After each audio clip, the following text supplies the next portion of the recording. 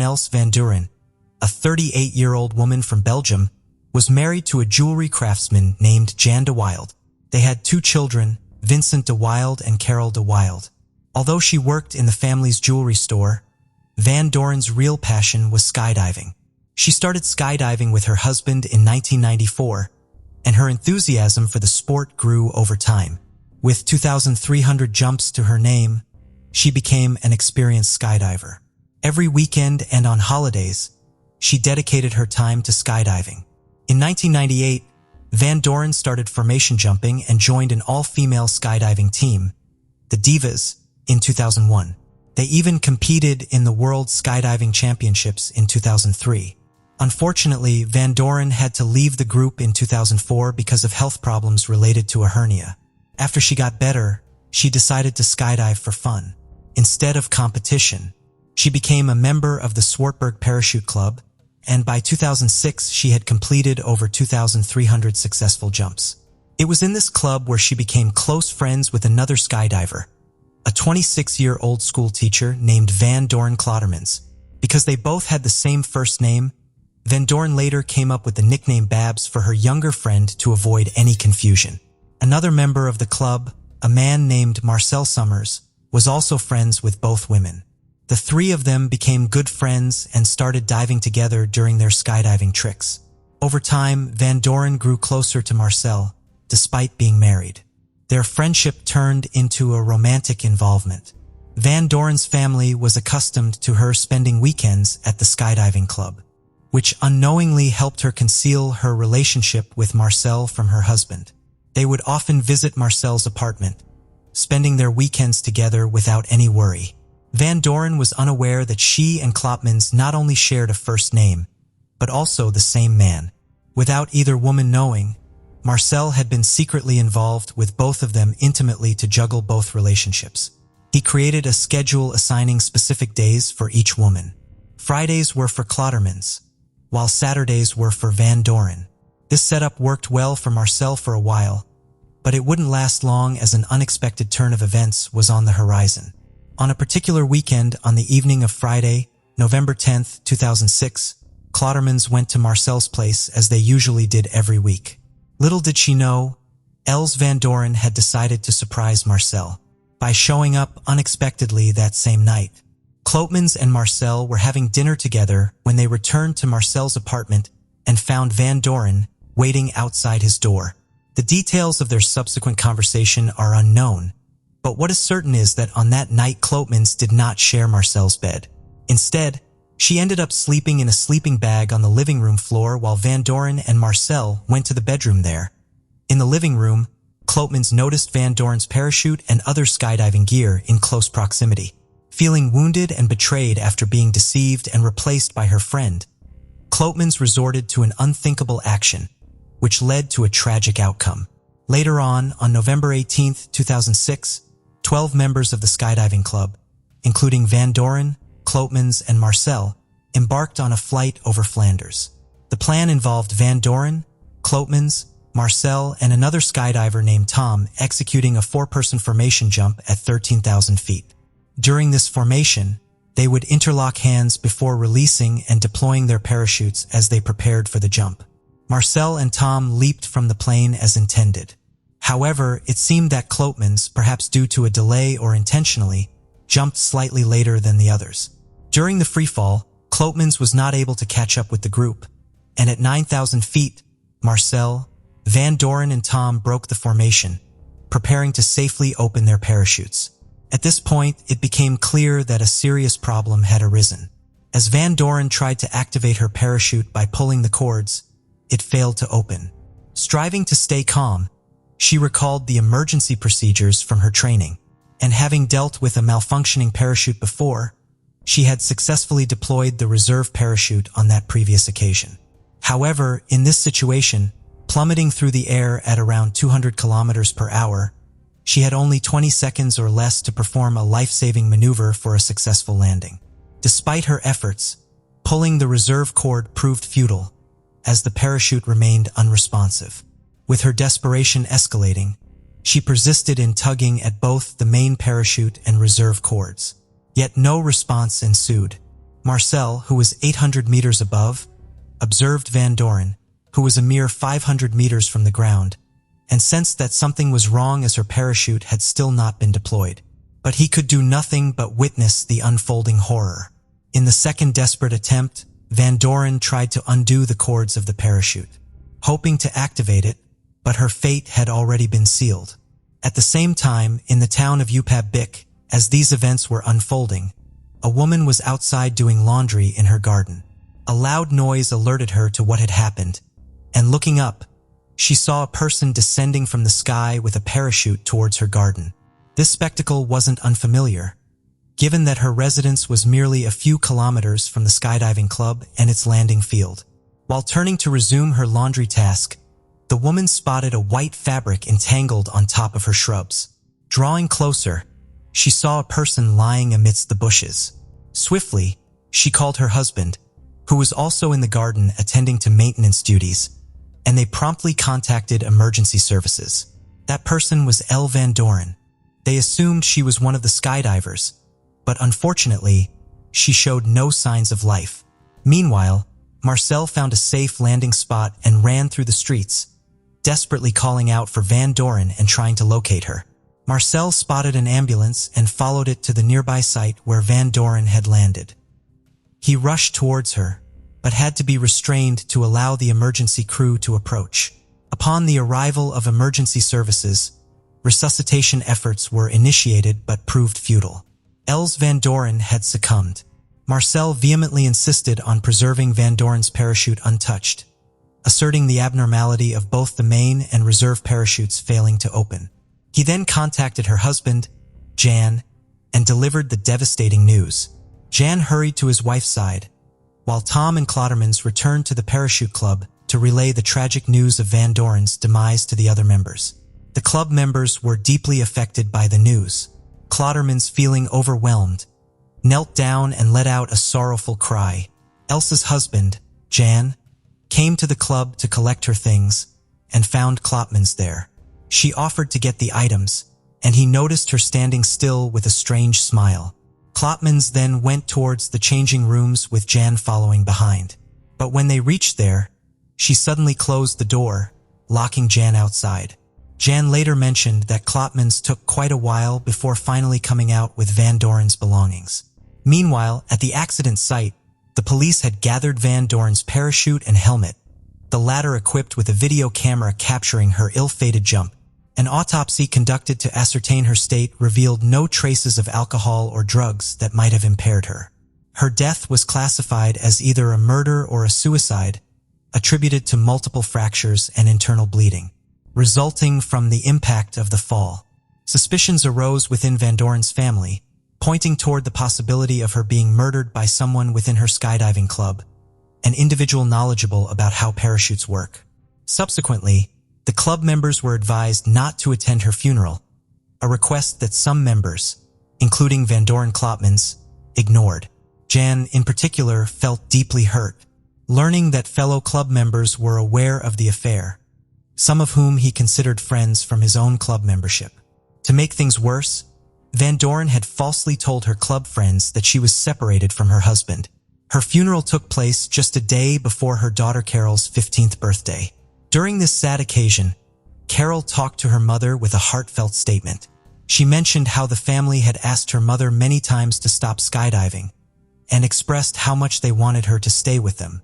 After the concerns about Van Doren's reserve parachute failing, the police started investigating shortly after the funeral. They brought in a parachuting specialist who knew a lot about parachutes to examine Van Doren's parachute and look for any problems.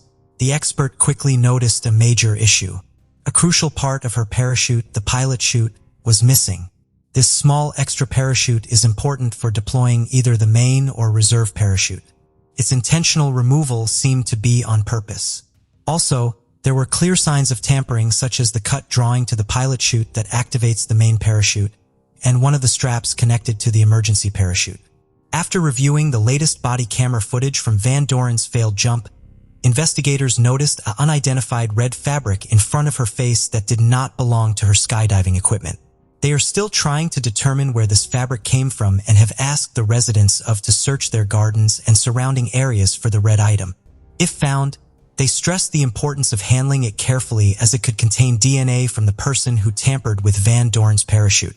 Sadly, no one has been able to find this key piece of evidence. On the Monday following Els Van Doren's tragic demise, a remarkable discovery came to light as the pilot chute was mysteriously found by Klopmans. She claimed that on her way back from Marcel's apartment, she spotted the chute hanging from a tree during her journey between Oplab and Genk. Instead of contacting the police directly, Klopmans decided to inform Marcel of her find. Upon learning of the discovery, Marcel called the police, who promptly went to the site of the tree. Upon their arrival, the police encountered a nervous, troubled, and visibly emotional Klopmans. However, their suspicions were aroused regarding Klopmans' miraculous discovery of the pilot chute. She claimed that it was purely coincidental, attributing it to her decision to take a different route home that day compared to her usual journey, being stuck behind a slow-moving tractor that led her to glance upward, where she spotted the chute dangling around 20 meters above. The police, however, remained skeptical, as the fact that the pilot chute was missing was known only to the investigators at that point. At this point, the primary suspects implicated in the presumed murder of Van Doren were her husband Jan, her lover Marcel, and her friend Klopmans. Police conducted searches at Marcel's residence and later cleared him as a suspect. Van Doren's husband, Jan, was also later cleared as a suspect by the authorities. The investigative efforts extended to Klopmans' home, where the police confiscated items such as her phone, laptop, and a diary documenting her emotions, as per her psychiatrist's recommendation. Klopmans was later called in for questioning at the police station, in an attempt to gather more information about her relationships with Marcel Van Doren and the circumstances surrounding Van Doren's death. Throughout the interrogation, Klopmans firmly denied any involvement in tampering with Van Doren's parachute, and instead tried to shift the blame either onto Marcel, suggesting he had kept Van Doren's equipment during her weekend visits, or onto her husband Jan, with whom she allegedly stored her own equipment during the weekdays. After initial questioning, Klopmans was released and went home. She failed to appear for a second interview scheduled for December 20th, 2006. It was later discovered that she had tried to take her own life that morning by overdosing on sleeping pills and antidepressants. Her mother, Klopmans, found her unresponsive and rushed her to the hospital for emergency treatment. Klopmans wrote to her loved ones about her struggles with grief after losing her close friend, and the immense stress of being a murder suspect. After her recovery, she spent 15 days in a psychiatric facility, where she was closely monitored. She had previously been diagnosed with borderline personality disorder and depression. This was not Klopmans' first attempt to harm herself. Marcel, who had distanced himself from her, believed her actions were a ploy to get attention and not a genuine attempt to end her life. Marcel thought she had deliberately taken the pills just before her mother was due to return, suggesting that her main aim was to shift the focus away from her possible involvement in Van Doren's death. Marcel assumed the police were closing in on her and catching her in her own lies. After receiving psychiatric care, Klopmans was arrested on January 11, 2007, on suspicion of murdering Els Van Doren. During her court appearance on January 19, 2007, the judge decided to keep her in custody while the investigation continued. Although asked to take a polygraph test, Klopmans refused and the test was never administered. Further investigation into Els Van Doren's skydiving equipment revealed that someone had deliberately cut the parachute cords using scissors, likely with their right hand. By March 2007, Klopmans had spent 3 months in prison, undergoing intense questioning without confessing. However, she did admit to sending an anonymous letter to Van Doren, criticizing her for neglecting her family due to her frequent skydiving. Van Doren's partner, Jan, had found the letter but dismissed it as a criticism of Van Doren's absence from her family. It later became clear that Klopmans intended the letter as a warning to Van Doren to end her involvement with Marcel. Klopmans confessed to making anonymous calls to Marcel, timing them when she knew he was with Van Doren, in an attempt to intimidate them. Upon examining Klopmans' automatic activation device, investigators found that she had jumped later than the rest of the team and opened her parachute earlier. They speculated that this gave her a better view of the events unfolding from above. In September 2008, Claude's lawyer managed to get her released on bail, and despite the ongoing investigation, she went back to working at a school. The trial for murder started on September 24, 2010, with the prosecution being very confident that they had enough evidence to convict Klopmans of murder. The reason for the murder, according to the prosecution, was that Klopmans was jealous because she found out her lover, Marcel, was in a relationship with her close friend Van Doren. Earlier, Klopmans had told investigators that she knew she came second to Van Doren in Marcel's eyes. She admitted that Marcel clearly preferred Van Doren over her. The prosecution argued that this led to a strong motive for the alleged murder, as Klopmans desperately wanted to get rid of her romantic rival, Van Doren. Klopmans' defense attorney argued that the prosecution's case relied entirely on circumstantial evidence and unproven accusations. During her testimony, Klopmans claimed she had no long-term plans with Marcel and only got intimately involved with him because of her low self-esteem. At one point, she even tried to shift the blame to Carol Van Doren's daughter, suggesting that she might have wanted revenge against her mother for being away most weekends. Despite her attempts to sway the jury and deflect blame, they ultimately found her guilty of murdering her friend, Els Van Doren, on October 20, 2010, and she was sentenced to 30 years in prison. During her trial, Klopmans consistently maintained her claim of innocence. To prevent her from harming herself again, she was closely monitored. Later, she filed an appeal, arguing that the police had questioned her, without her lawyer present in May 2011. However, her appeal was denied. Nevertheless, after serving 12.5 years in prison, Klopmans was granted conditional release in June 2022, following a third appeal, and is now a free woman. We feel deeply sorry for what happened to Els Van Doren and her family, who had to endure so much after the truth was revealed. Our heartfelt condolences go to her loved ones, who are grieving the loss of her life. Today's video is centered around Resorts World Manila, which opened in 2009, an integrated resort licensed by the Philippine Amusement and Gaming Corporation. Inside it holds 7 hotels, a huge casino operating over 3 floors, theaters, bars, clubs, and restaurants. This case begins in the afternoon of June 1, 2017. 42-year-old Jesse Javier Carlos was a former tax specialist with the Department of Finance. He and his wife, his high school sweetheart Jen, lived on 1663 Felix Huerta Street with their 3 children. The Carlos family were described as pleasant, polite, their children were well-mannered and well-behaved, and Jesse and Jen were a quiet couple that kept to themselves. Jesse Carlos had come from very little. His mother Teodora used to make and sell baked goods on her knees for hours just to send her children to school. When Jesse was a young boy, his family spent several years fighting eviction notices. As he got older, he started working odd jobs until he decided to study custom brokerage. His cousin said that although Jesse wasn't the sort of person to get awards in school, he was determined to do well, and before long, Jesse Carlos found himself working for the Department of Finance. Between the years of 2000 and 2010, his wealth had seemingly grown by a substantial amount. The family had a personal driver that drove the children to private schools each day, and a rotating series of nice cars were parked outside the home. As well as presents every Christmas, Jesse would give envelopes lined with 1,000 pesos for each of his relatives. However, no one in the neighborhood really knew how Jesse Carlos made his money. Carlos would eventually find himself let go from the Department of Finance for misdeclaring his statement of assets, liabilities, and net worth. At the time of his employment, was making around 15,000 pesos a month, but had declared assets of more than 9 million pesos. In 2012, the Office of the Ombudsman found him unable to reasonably explain the huge disparity between his income and his properties. Following this was dismissed in 2014. His retirement benefits were forfeited as a result, and he was disqualified for any post in government service. This is when people in the neighborhood said everything started to change for the Carlos family. The car slowly started in debt with the banks alone. He was continuing to sell various assets to fund his ever-growing gambling habits. One of his neighbors, Cecilia, had a son that grew up with Jesse.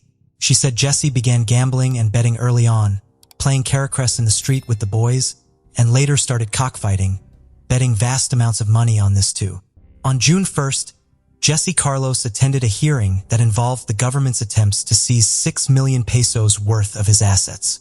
He tried to settle the case for 1.2 million, but the government rejected the offer.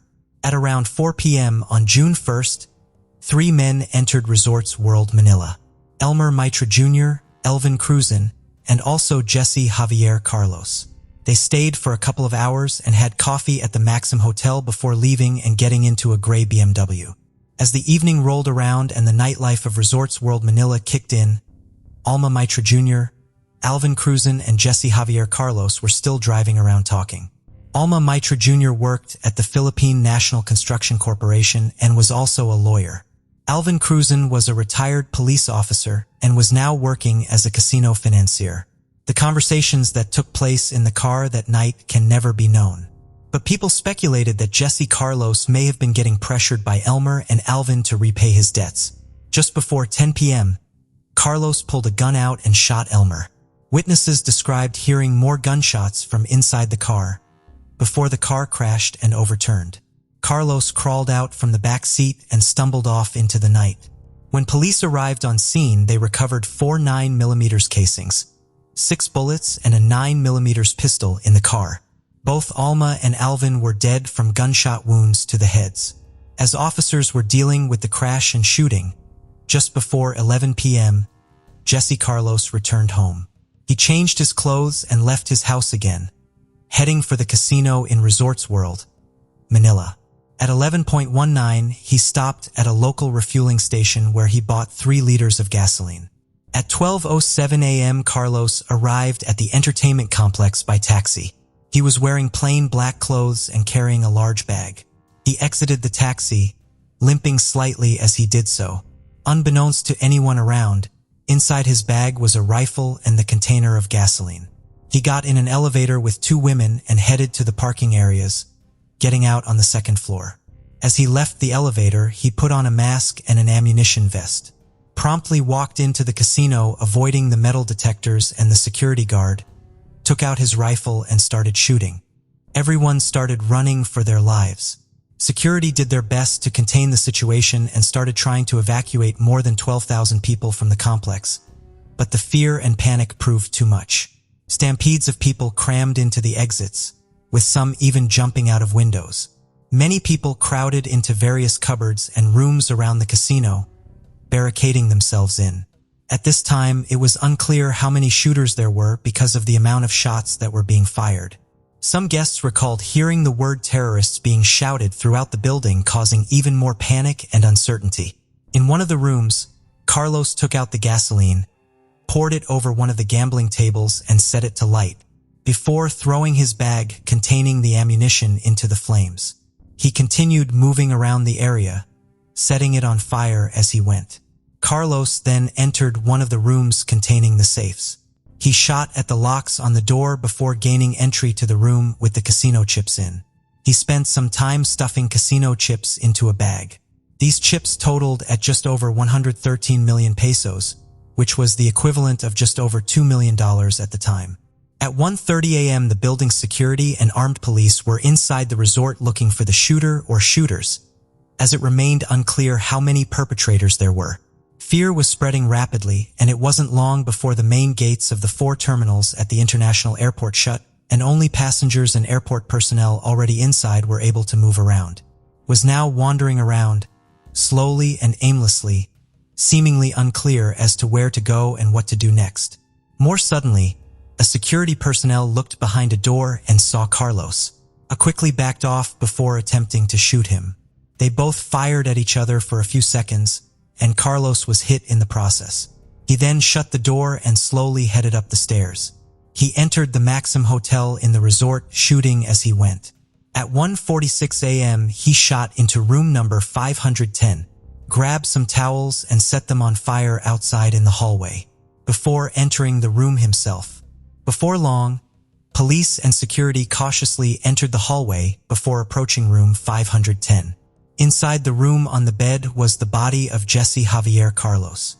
He had covered himself with a thick blanket before setting himself on fire and shooting himself in the head. He was burned beyond any recognition. People were gathered outside of the burning building waiting for news of their loved ones who were trapped inside. It was a truly terrifying and heart-wrenching ordeal for the community. It was confirmed that nobody died from a gunshot, aside from Carlos himself. But the fires he had set had spread quickly, and tragically, many people had suffocated to death inside the building. A few people also died when a ceiling collapsed on them. The number of people that lost their lives that day totaled 38, including Carlos. A further 70 people were left injured due to the stampedes when leaving the building. Police speculate that when Carlos threw his bag of ammunition onto the burning casino table, this only added to the idea that there was more than one shooter in the building and amplified people's fears about leaving the rooms they had barricaded themselves into, and tragically, this meant they had suffocated to death as a result. All the initial suspicions pointed towards an act of terror, with affiliates of Daesh, known more commonly as ISIS, claiming responsibility for the attack. But representatives of the Philippine National Police consistently maintained that the motive was likely a robbery. The shooter was working alone and it was not a terrorist attack. Steve Cutler, chairman of the Overseas Security Advisory Council, also agreed the incident was a robbery and not an act of terrorism. However, the Speaker of the Philippine House of Representatives disagreed with the police and hinted at the possibility of it being a lone wolf terrorist attack. Soon after the incident, Philippine National Police Director General Ronald de la Rosa issued a statement in which he described the attack as being perpetrated by a single shooter, refuting any prior eyewitnesses' statements that believed there was more than one person involved. Rumors and speculation were still running rife, and the shooter's identity was still unknown to the police and public. But an autopsy was carried out as well as using samples of blood that had been left around the casino.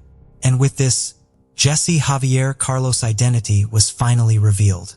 Later that month, the senior inspector of the Manila Police District Homicide Division also confirmed that Carlos was the only person of interest in the shooting of Elmer Mitra Jr. and Alvin Cruzan. This followed forensic testing that was done on the car. Clothing found around Carlos' house also matched the clothes he was seen wearing after the crash in various bits of CCTV footage. On the 7th of June, the House of Representatives Committee on Public Order and Safety and the Committee on Games and Amusement started an investigation into the tragic events. The management of Resorts World Manila admitted there was a lapse in security on that day, and the casino's CEO said upon reviewing the CCTV footage, they realized that some security personnel were not in their assigned areas when Carlos entered the casino. The Philippine Amusement and Gaming Corporation, also known as PAGCOR, regulates casinos and issues the licenses and authority for casinos to operate. On June 9th, suspended the operating license of Resorts World Manila until it deemed that it had rectified its serious security lapses and deficiencies. Armin Gomez, the head of security for Resorts World Manila, saw his credentials severely scrutinized. It came to light that he only had a short stint in training, despite him previously stating he had 10 years of experience as a security practitioner. The House Majority Leader, Rodolfo Farinas, said that the casino's personnel should have been adequately trained. At the time of the attack, Gomez was already on his way home. It came to light that management of the resort were given a heads up to boost their security a matter of days before the attack happened. But for some reason this wasn't followed up on. Senators urged establishments, particularly tourism facilities, to tighten up on security, and in response to the attack, police also increased their presence in shopping centers in Metro Manila. The chief operating officer of Resorts World Manila said the company was going to give 1 million pesos to each of the families of those who died in the attack. The license suspension that had been imposed by PAGCOR was lifted on June 29th, and Resorts World Manila resumed its gambling operations. The casino also hired a private security consultant to tighten up their security procedures. It's been reported that the gambling area on the second floor that was affected by the attack will be converted to be part, seemingly in full swing. The events that transpired that day have had a lasting impact, and the community will likely continue to feel the weight and impact of what happened for many years to come. Case of Sony Milbrook. Sony Milbrook was born in Memphis, Tennessee, USA on February 15, 1981. She grew up in a close-knit family with 2 sisters, 3 brothers, and a large extended family, which allowed her to form a strong bond with her cousin Jenny during her teenage years. In 1998, at the age of 17, Sony became a popular student at her high school. The same year, she met Lelth Moody, a man in his 20s, and began a romantic relationship with him. Unfortunately, the relationship turned out to be abusive, and Eltha's violent behavior left visible marks on Sony's body. Despite this, they had 4 children together, 3 girls and a boy named after Elth. A year later, in 1999, Sony's mother noticed a bruise on her chest. Sony confessed that the bruise was caused by her friend, Leith, who was controlling and often tried to isolate her from her friends and family. In the same year, Sony moved into an apartment in the Fraser neighborhood of Memphis. However, her new home was soon vandalized, with furniture slashed, clothes missing, the television destroyed, food smeared on the walls, and personal hygiene products scattered everywhere, including down the stairs. On the mirror, someone had written, "Kiki loves you" in red nail polish, with Kiki being Leith's nickname. On October 31st, 2000, Sony, her cousin Pamela, and Leith went to a bar called Mirage. While they were there, Leith slapped Sony and threw a drink in her face. Sony and Pamela left the bar and sat in the car, where Sony was visibly shaken and trembling. She asked Pamela to take her home before Leith arrived. Once home, Sony locked and chained the door. An hour later, Leith showed up, yelling and banging on the door. Pamela finally got Leith to leave by threatening to call the police. After Sony calmed down, her cousin left her alone at home. However, later that evening, Pamela got a call saying that Sony was in the hospital. Somehow, Leith had managed to get into the house, and when Sony tried to end the relationship, he violently retaliated. He tore her clothes, beat her on the head, face, chest, arms, and thighs, leaving her with bruises all over her body, a loose tooth, and even temporarily losing consciousness after being choked until she passed out by Leith Moody. Not long after, Sony discovered Elth Moody's birth control pills in her apartment, and he assaulted her again. By late 2008, when Sony was 27, she was working at a Christian academy. She was a reliable employee who always arrived on time, so when she missed work or requested time off, it was usually for significant reasons. One day, she called her employer to say she couldn't come in because her face was badly bruised, and she didn't want the children to see her like that. The director allowed her to wear sunglasses inside the academy, and Sony confided in her boss about how her boyfriend had once chased her in his car, trying to force her off the road. Leith Moody's violence wasn't limited to Sony and their children. In April 2008, he was found parked in an SUV with a firearm, despite being prohibited from possessing one as a convicted felon. He had already served 2 years in prison for theft and another 3 for drug possession with intent to sell. On October 6, 2008, the situation between Sony and her boyfriend Leith reached a crisis point. After failing to show up at the academy, Sony sent a distressing text message to her boss at 5 p.m., stating that Leith was holding her hostage in her own home and had been beating her all day. She provided her address, prompting her boss to alert the police. 2 officers responded to the call and arrived at the residence. When they knocked on the door, it was locked from the inside, and there was no response. The fire department was called to break down the door, and upon entering the apartment, the officers saw Leith jumping out of an open window at the back of the apartment. Sony stood in the hallway, visibly distraught and unable to speak. Her 4 children were with her, creating a heart-wrenching scene. Her face and neck were covered in bruises and scratches. Once she calmed down, Sony recounted the events that had unfolded. She and Leith had started arguing, and he had refused to let her leave the house. Sony explained that they had not answered the door earlier because Leith had forbidden her or the children from approaching it or the windows. He had even hurt one of their children by grabbing him and had prevented her from taking him to the hospital. Sony detailed the physical and verbal abuse she had suffered at Leith's hands, including being choked with a baby blanket until she lost consciousness. When the police arrived, Leith had threatened to suffocate her again, vowing to kill her next time. Although the officers searched the area, they were unable to find Leith. Sony and her children eventually left the house in her car. 3 days after the incident, Sony applied for a restraining order against Leith, fearing for her life and wanting to prevent any further contact with him. However, she failed to attend the court hearing on October 23rd, which meant the protection order was never granted. 6 months later, on March 10, 2009, Sony and Leith were still in contact. On that day, Leith was supposed to pick up the children for a doctor's appointment, but instead, he started a fight with Sony, accusing her of having a new boyfriend. The argument quickly escalated, with Leith slapping her, pulling her hair, and yelling death threats as she tried to escape. Sony managed to break free and ran out of the apartment, with Leith chasing after her. He didn't catch her, but instead grabbed their youngest child, an infant, and drove off at high speed. A police patrol, responding to the domestic disturbance, arrived just as Leith was fleeing. The officers attempted to stop him, but he evaded them and escaped. By early 2010, Sony, then 28 years old, was studying at Southeast Tennessee Community College. Her 5th child was 9 weeks old and in fragile health, requiring her to stay home and care for him. In January, Sony and their children moved into the Budget Lodge Motel in Memphis. On the very day they moved in, their arguments were so loud that the motel staff intervened, as they were disturbing other guests. Unfortunately, peace remained elusive, as their fights continued to disturb the neighbors and the management with excessive noise. On January 22nd, a hotel security guard witnessed Leith in a highly agitated state when he arrived at high speed in Sony's car.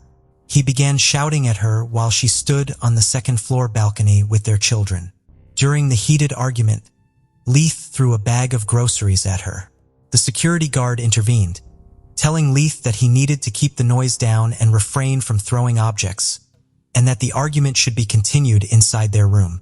However, Leith responded by telling the guard to mind his own business, locked the car and walked away, with the guard following him to a third-floor room that was not registered under anyone's name.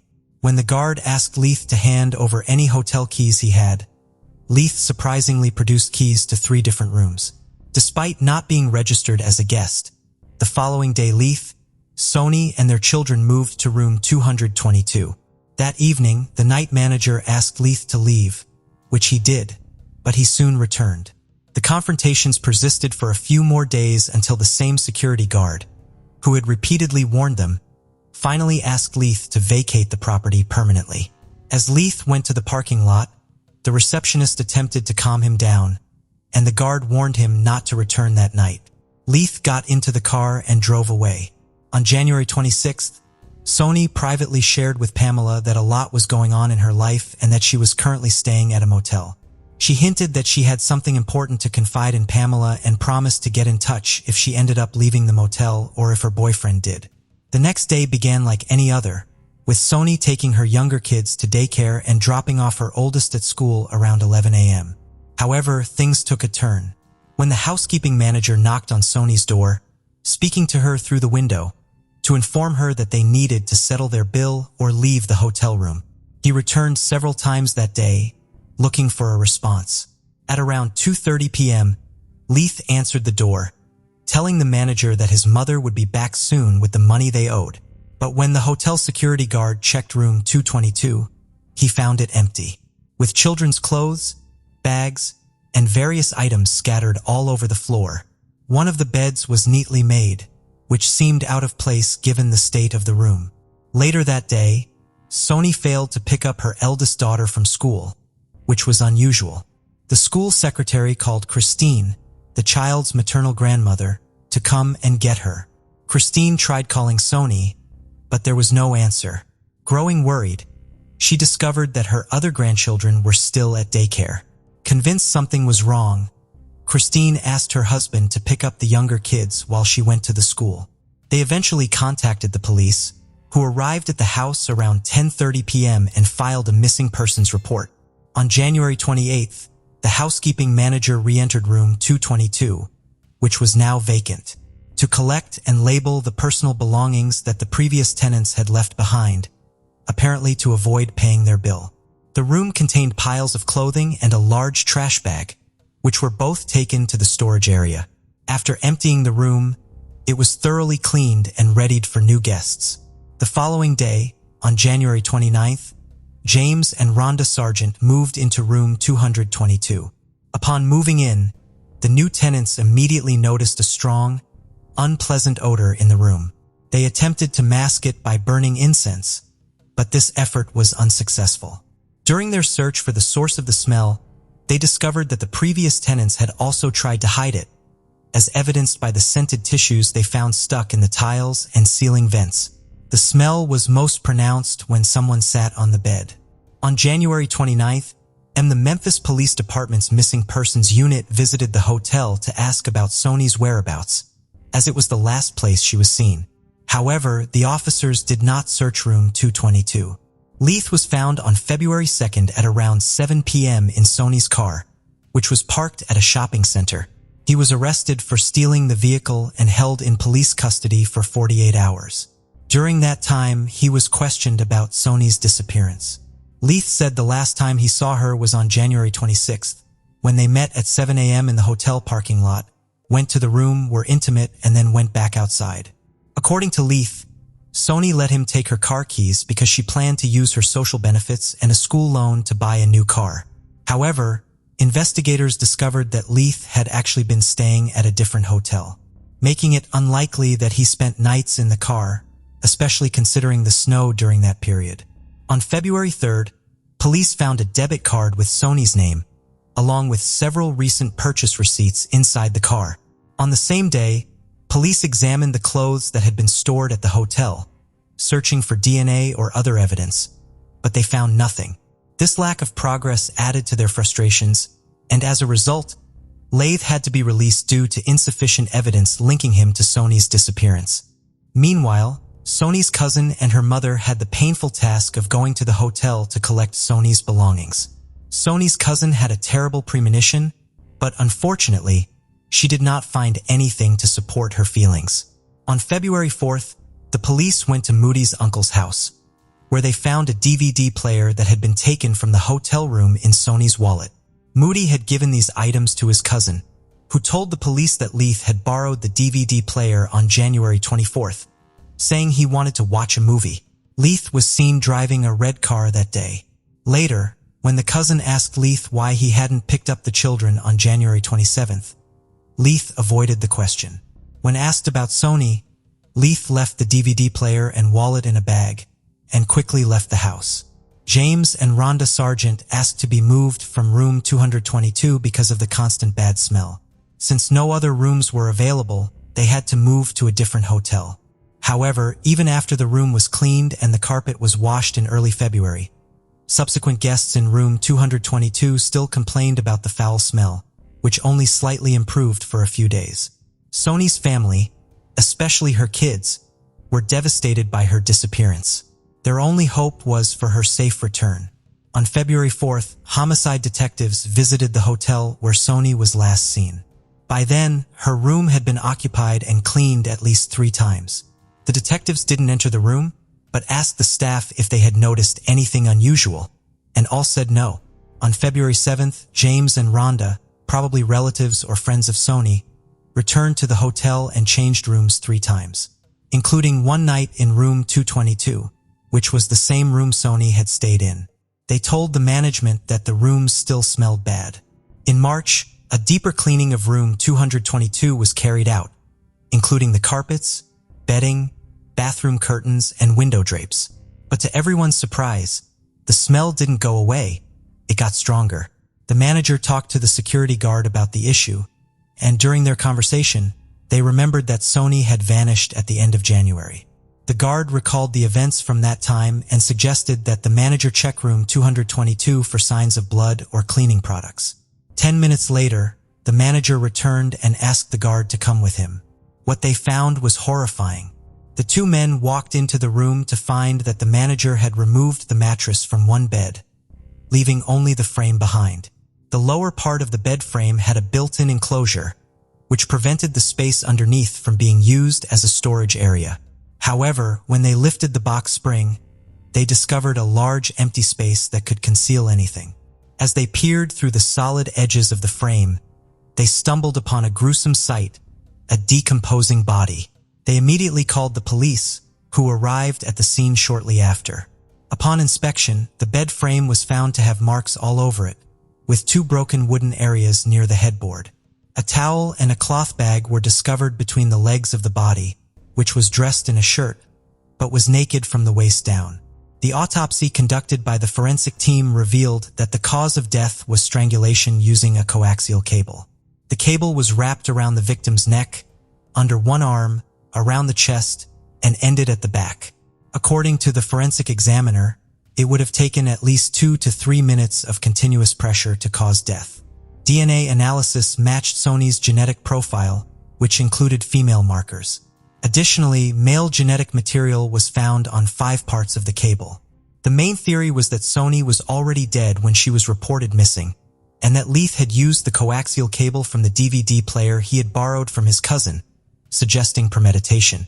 Leith was detained by the police shortly after, although not for the discovery of Sony's body.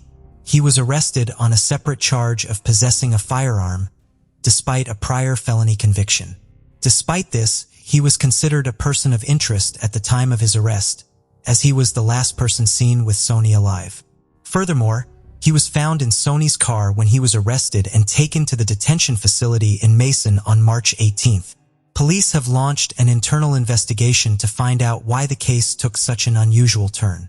They acknowledged that the family deserved answers and explained that despite their eagerness to solve the case, the officers had taken a wrong turn that led them away from the room.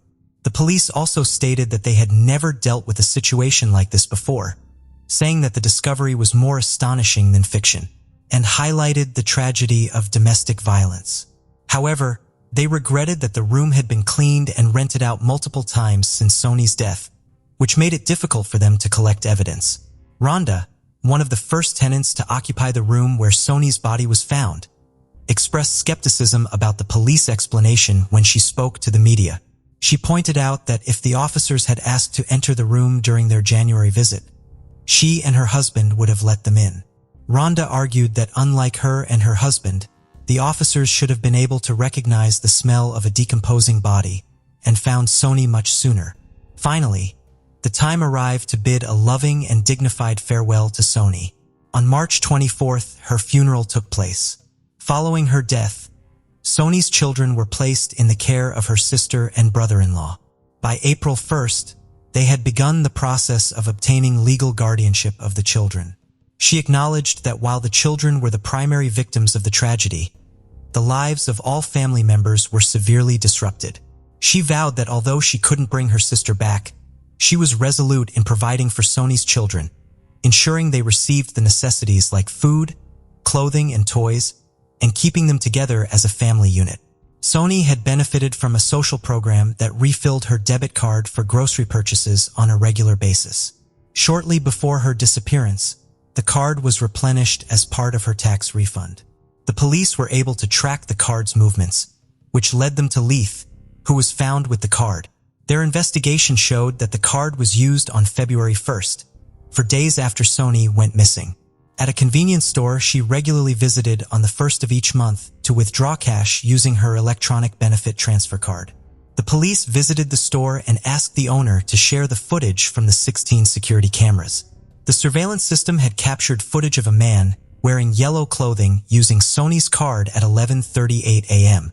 on February 1st. He bought a bottle of orange juice, withdrew some cash, and purchased a cigar. After making the purchases, the man returned to a car driven by another person.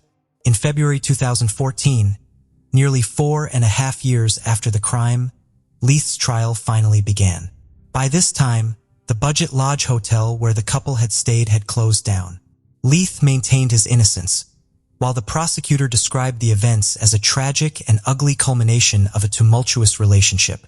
In contrast, the defense attorney highlighted the lack of concrete evidence, including witnesses and physical proof, and disputed the prosecution's speculations. The defense attorney brought to attention a crucial piece of evidence, a fingerprint found on the bed frame that did not belong to Leith, suggesting the possibility of an alternate perpetrator. He also mentioned that Sony had been involved with other men in the past, which could have led to her murder.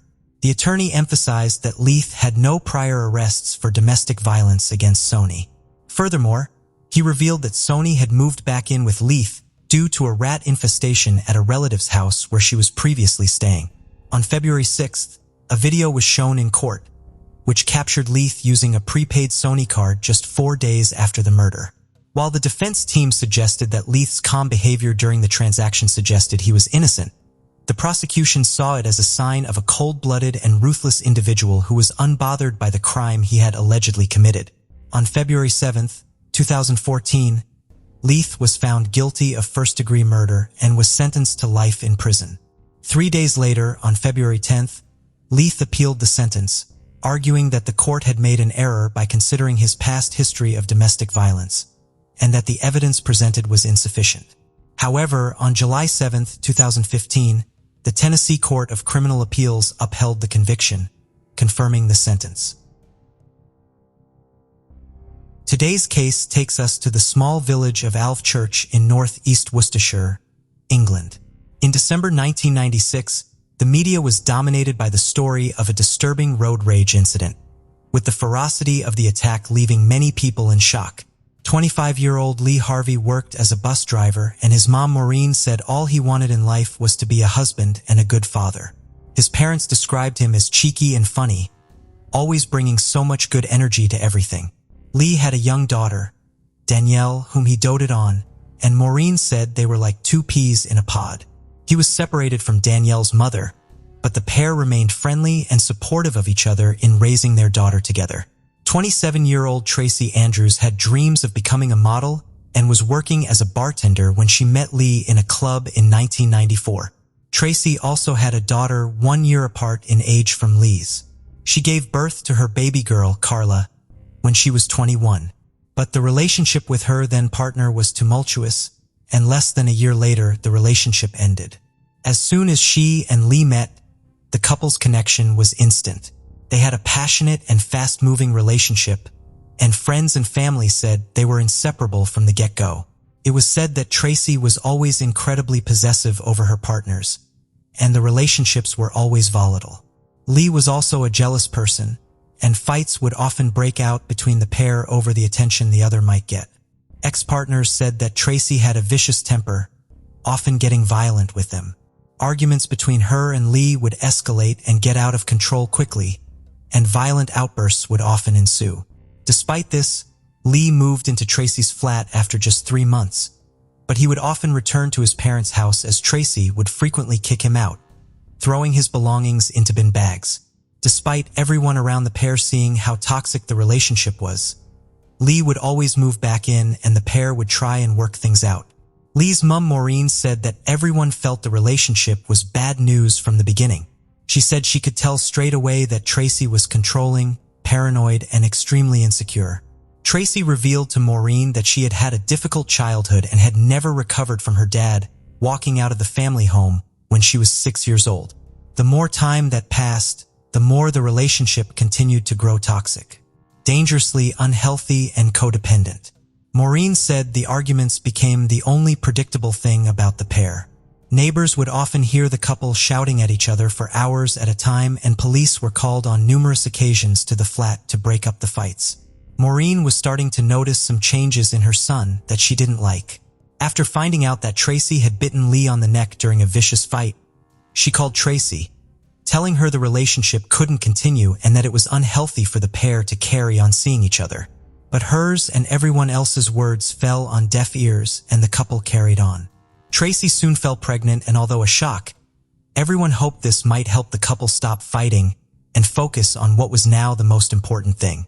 Lee was over the moon at the prospect of becoming a father for a second time, but just a short time later, Tracy announced that she had suffered a miscarriage when she fell down some steps as she was out shopping. After 6 months, and much to everyone's concern, Lee proposed to Tracy and the pair set about planning their wedding. After another day of explosive rows, Tracy and Lee went to the Milbrook pub in an attempt to calm things down and patch things up. They left late into the evening and began the short drive back to the flat they shared in the Alve Church in Worcestershire. Car pulled up outside the Harvey house. As Lee would often return to his parents' home during fights with Tracy, Maureen didn't think too much of it, listening out for him to walk through the door and explain what had happened this time. But Lee wasn't there, and his parents instead opened the curtains to see police officers walking up the driveway. The police explained that Lee and Tracy had been involved in a serious road rage attack as they were driving home from the pub, and tragically, Lee hadn't survived. He had been stabbed over 40 times, and a pathologist later described the attack as frenzied. Lee's fiancée Tracy had survived, and she was at the Royal Alexandra Hospital being treated for her injuries. A man staying in one of the cottages alongside the road the attack happened on had come out of the house that night and found Tracy standing by Lee's car while Lee lay motionless in the road, covered in blood. The neighbors helped Tracy phone the police, and officers quickly arrived on scene. But by the time the police got there, Lee was already dead. Tracy told police that she and Lee had left the pub in Lee's car just before 10 p.m. Shortly into the journey, Lee overtook a dark-colored Ford Sierra. This had started what Tracy called a cat and mouse chase. The car began tailgating them, flashing the lights, and both cars began driving at high speeds down the narrow lane. Tracy said that she had shouted at Lee to slow down and ignore the car, but he didn't listen. The Ford Sierra eventually overtook them, and Lee got out before an altercation took place between the driver and Lee. The passenger in the other car also exited the vehicle, and a physical fight broke out. Lee and Tracy were both hit, and Tracy was knocked to the floor. When she got up, she realized Lee had been stabbed during the fight. The people in the other car fled the scene, and Tracy cradled Lee with him dying in her arms. Lee's parents, Maureen and Ray, straight away had some questions. Why on earth would someone stab their son to death, leave his fiancée alive, seemingly unharmed, and now a key witness in the case? Why didn't she phone us? Ray asked. Maureen and Ray were distraught, but they needed Tracy to talk to them about what had happened that night. They both continuously tried and failed to get hold of Tracy after she was discharged from hospital. They finally got through to Tracy's stepfather, who said she hadn't rung them from the hospital as she'd forgotten their number. Something that Ray and Maureen found impossible to believe, given the amount of time she had called their home looking for Lee after a fight. Tracy's avoidance of Lee's family was concerning, and her story and reaction to the event after the fact was raising even more questions than answers. Maureen said despite the strange and seemingly far-fetched reason behind her not talking to them after Lee was killed, she was still determined to believe in Tracy's story and support her. She said, "The police had told us she'd been attacked as well, so how could she have been involved? She might have been the last woman in the world I'd wanted Lee to end up with, but for all her faults, I was convinced she loved him." With uncertainty and doubt about what had happened that night, and with rumors still swirling, on December 3rd, Tracy took part in a press appeal, and the police asked the public for something, anything that might help them catch the two men in question. As she held Maureen's hand, she recounted her version of events, giving descriptions of the men and talking about the same cat and mouse story that had led to the attack. Tracy then said that she urged the driver of the car to come forward, saying he was not in trouble and had done nothing wrong. The media had already been given one version of events by the police, but Tracy suddenly gave a totally different set of times. At this point, detectives stepped in to stop Tracy from talking, and the press conference was abruptly brought to an end. Tracy's appeal raised eyebrows with the media, and people wondered why she was not holding the driver responsible when the driver had, according to Tracy, been the one to initiate the fight. Police were shocked as this was not anything they had agreed upon. They were definitely looking for the driver as he was an accessory to murder, possibly even a co-conspirator in the case. As the room started to empty, amongst the reporters began. Tracy's imitation of what she called the starry-eyed attacker was enough to convince many people that she was capable of that kind of rage and anger she described the attackers as having. One reporter in particular made a bold claim and outright said he believed they had all just in fact interviewed the real killer. Although it was a devastating thought, Lee's family were questioning Tracy even more. Her story just didn't make any sense, and more holes were starting to appear in it. Fortunately, the press conference did generate something for the police. Two witnesses came forward and said they had seen Lee's white Ford Escort that night, and he was driving past them on a junction about to turn onto the lane he was killed on. But out of nowhere, Lee's car suddenly braked and stopped in the road. The witnesses said no other cars were following them, and there seemed to be no reason for the car braking, and with this they carried on driving. A day after the press appeal, Tracy attempted suicide by taking an overdose of around 200 pills. She left notes saying she couldn't carry on without Lee. She was taken to hospital where her stomach was pumped and she spent the following 2 days recovering.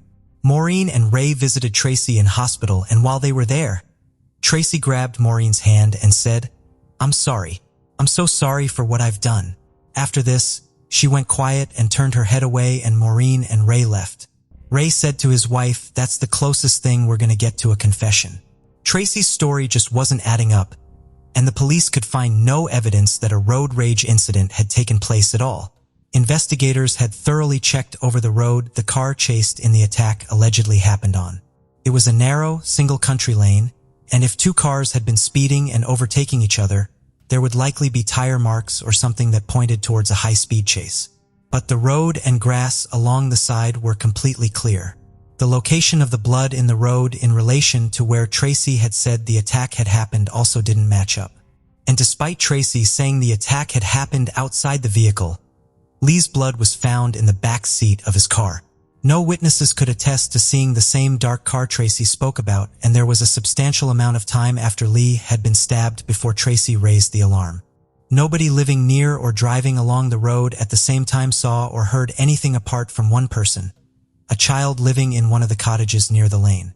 The 9-year-old said she had heard an argument that night, but only remembered hearing 2 voices, not 4, and it sounded like the car was stationary and parked.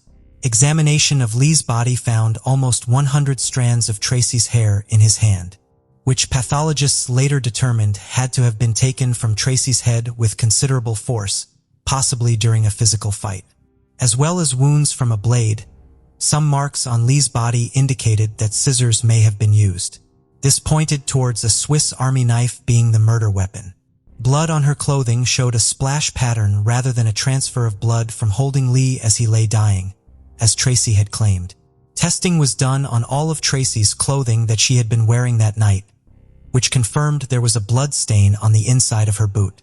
Forensic experts found the outline of the shape of a penknife imprinted on the inside of her boot. During her stay at the hospital, she visited the bathroom 6 times in 3 hours, and it was later revealed that she must have disposed of the knife somewhere in the toilets of the hospital.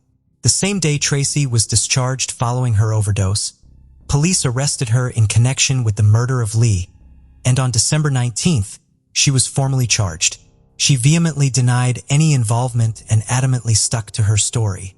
To everyone's surprise, including the police, the judge made a decision that no one was expecting. Tracy was granted bail while she was awaiting trial and moved in with her mother and stepfather. It was another blow for Lee's family, and it was a highly unusual and controversial decision.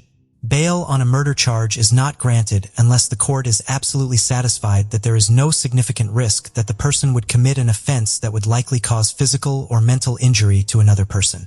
In February 1997, was finally laid to rest, with hundreds turning out to pay their respects and show their love and support for the Harvey family. In July that year, 7 months after Lee's murder, Tracy's trial began at Birmingham Crown Court. While on the stand, Tracy's defense team asked her about her relationship with Lee, as well as her version of events. Tracy stuck to her story and maintained that although the couple fought a lot, she would never go as far as to kill him. She said they broke up all the time, but they truly loved each other and always came back together stronger than before. But a particular revelation Tracy used to highlight an example of this left Lee's family shocked. Tracy revealed that the miscarriage she had told everyone she'd had was actually an abortion that she had got after another fight with Lee. Maureen was devastated and called Tracy a lying bitch, to which Tracy angrily responded by shouting, pointing and demanding Maureen be removed from the courtroom. The judge let Maureen stay, but this outburst gave the prosecution the perfect lead into their cross-examination of Tracy. After a few short weeks on trial, Tracy Andrews was found guilty and sentenced to life in prison with a minimum term of 14 years to serve. The judge said, "Only you know precisely what went on that night, but we have all seen the awful consequences." A year into her sentence, she filed an appeal claiming she was the victim of a miscarriage of justice because of damaging publicity surrounding her case. This appeal was denied. A year after this, in 1999, Tracy wrote a letter to her lawyer, finally admitting she did stab Lee to death, but maintained that it was self-defense. She said it happened in slow motion after a fight between the pair had escalated and Lee pulled a knife on her. They struggled for a while and she said she had lost control and stabbed him. She claimed she felt sick and ashamed and hated herself for doing that to Lee and his family. The self-defense claim was disputed by many as most of the stab wounds were to Lee's back, and people suspected this came when he was trying to retreat and escape to his car to get away from the attack. A woman that Tracy had had a relationship with while in prison said that Tracy had attacked and strangled her for talking to an ex-girlfriend. She said she was opposed to Tracy ever being released and believed she would kill again if she was let out. Tracy Andrews served the recommended time of 14 years before being released from prison in 2011. She was ordered not to go within 25 miles of Lee's family. Tracy has since married, had reconstructive surgery to alter her appearance, and changed her name multiple times. For Lee's family and friends, the pain of knowing that Tracy is out of prison weighs heavily on them. Maureen wrote a book about the case and hers and her family's experiences. She said whenever she looks over old newspaper articles or letters from the case, it feels as if she is looking at someone else's family. Lee Harvey was charming and funny, honest and caring, and his parents often expect him to come walking through the door to see them. His family cherished the good memories and will always remember Lee for the great son and father he was.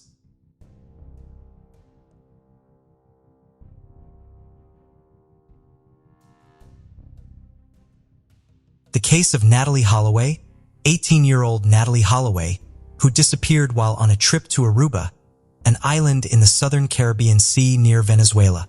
In May 2005, a group of 124 students from Mountain Brook High School, accompanied by 7 chaperones, traveled to Aruba to celebrate the start of their adult lives. The students stayed at the Holiday Inn and had access to beaches, palm trees, restaurants, and local entertainment venues. They spent 5 unforgettable days on the island, enjoying themselves with swimming, sunbathing, dancing, and partying. However, on the day of their return, Natalie Holloway was nowhere to be found. Her belongings, phone, and passport were still in the hotel, but she had vanished. Her mother, Elizabeth Twitty, was the first to raise the alarm and reported her concerns to one of the chaperones. Elizabeth recalled that at that moment her heart sensed something was wrong as her daughter was obedient and always stayed in touch. Natalie's mother and stepfather immediately flew to Aruba to search for her. Upon arriving, Elizabeth was able to find out more information than the police did as the authorities seemed uninterested in starting a search. The police told Elizabeth that cases like this are not rare, and that people often miss their planes or get lost in bars or with new acquaintances. However, Elizabeth knew her daughter and was convinced that something was seriously wrong. Natalie Holloway was last seen leaving Carlos and Charlie's nightclub with 17-year-old Jan, a local regular who had offered her a drink. They left with 2 other young men in a silver Honda car.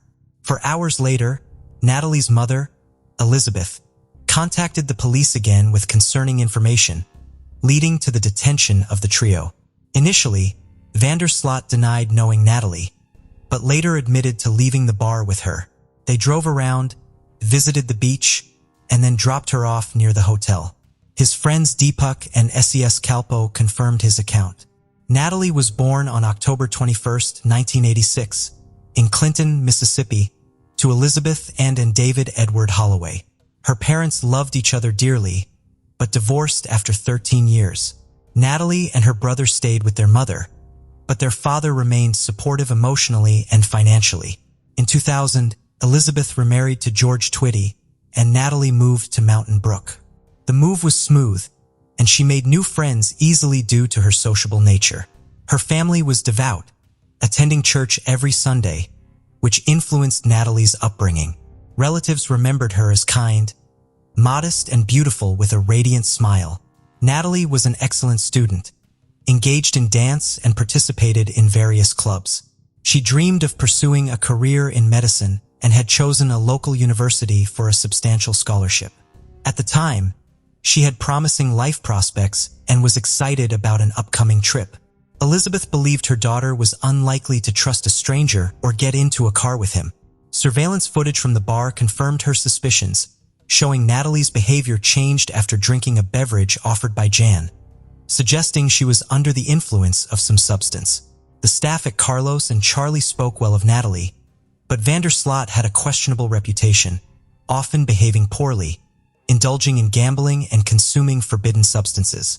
He had previously recorded and uploaded videos of his exploits to the internet, but was never held accountable due to his father's influence as a well-known lawyer aiming for a judgeship.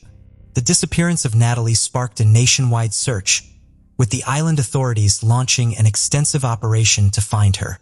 Volunteers, divers, and specially trained dogs were deployed to cover a vast area. The government even declared a public holiday, and 50 Marines combed the coastline. An airplane equipped with thermal imaging scanned over 40 kilometers of terrain, but Natalie seemed to have vanished into thin air. On June 30th, investigators discovered that there was no footage of Natalie entering a building, which contradicted the statements of Jan and the Calpo brothers.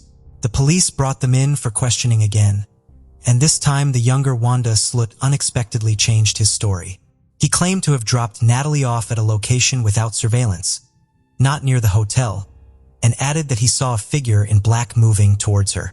Hotel security staff who were on duty that night were detained, with investigators suspecting they might have intercepted Natalie on her way. On June 9th, detectives arrested the suspicious trio, and one of the security guards shared a cell with the Calpo brothers. The guard learned a crucial detail. Suddish confessed that he and Deepak had lied to cover for their friend, leaving Jan alone with Natalie on the beach. The security guards were released on June 13th, and on June 17th, another suspect, Steve Gregory Cruz, a DJ, was detained. The police suspected his involvement in Natalie's disappearance. On June 22nd, Paulus Vandersloot was brought in for questioning and detained, but he was released on June 26th due to insufficient evidence. Jan offered a third explanation of the events, trying to shift the blame onto the Calpo brothers, claiming he parted ways with Natalie near his home, and she left with them. However, his story was not taken seriously.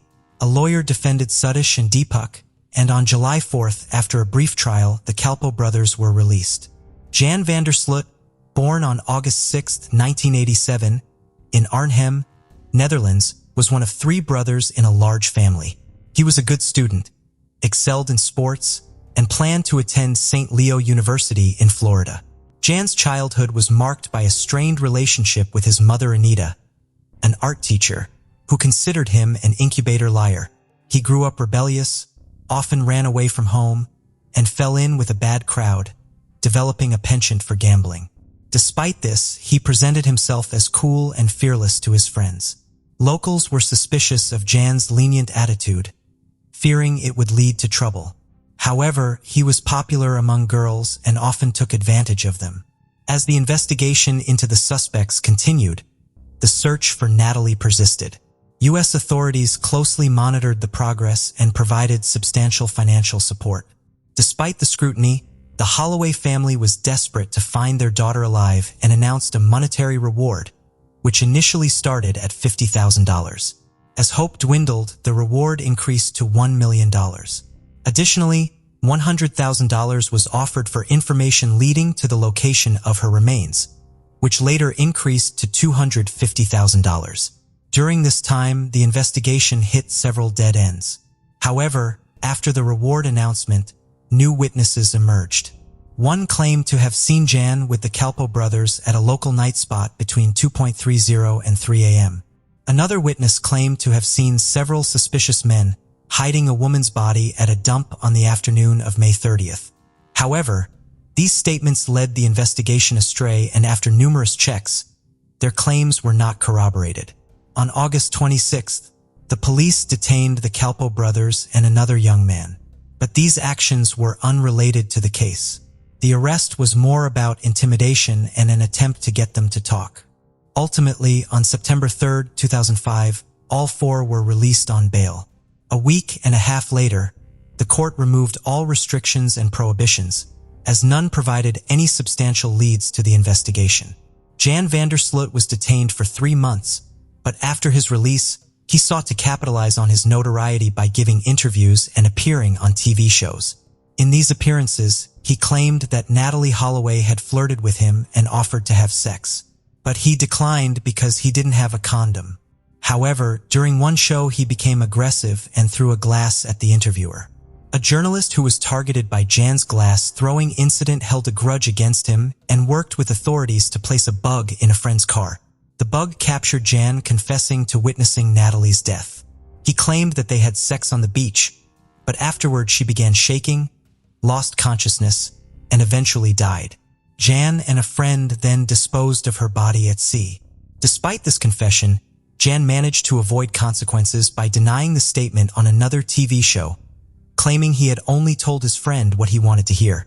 In 2007, Jan released a book, The Case of Natalie Holloway, My Own Account of Her Disappearance in Aruba, in which he presented his side of the story, and apologized to Natalie's family. By this time, the official investigation had largely stalled. In 2008, 2 new witnesses came forward. The first reported seeing Jan and his father on the beach around 4 a.m. on the night Natalie went missing. The younger Van der Sloot appeared disheveled, and the witness saw him arguing with his father in a car before they drove away. However, Paulus van der Sloot had an alibi for the night in question.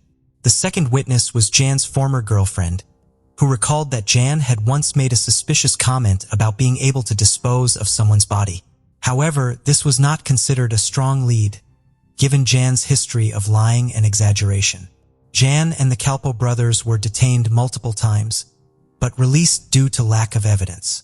The Holloway family hired a private investigator who, along with Natalie's father, conducted their own investigation, interviewing locals and searching the landfill.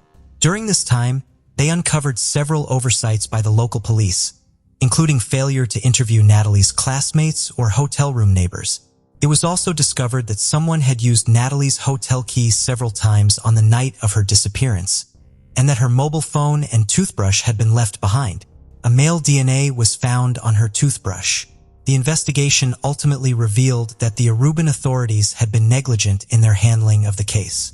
Jan's father, Paulus, died of a heart attack in 2010, reportedly due to the stress and shame of his son's actions. After his father's death, Jan attempted to blackmail the Holloway family, offering to reveal the truth for $250,000.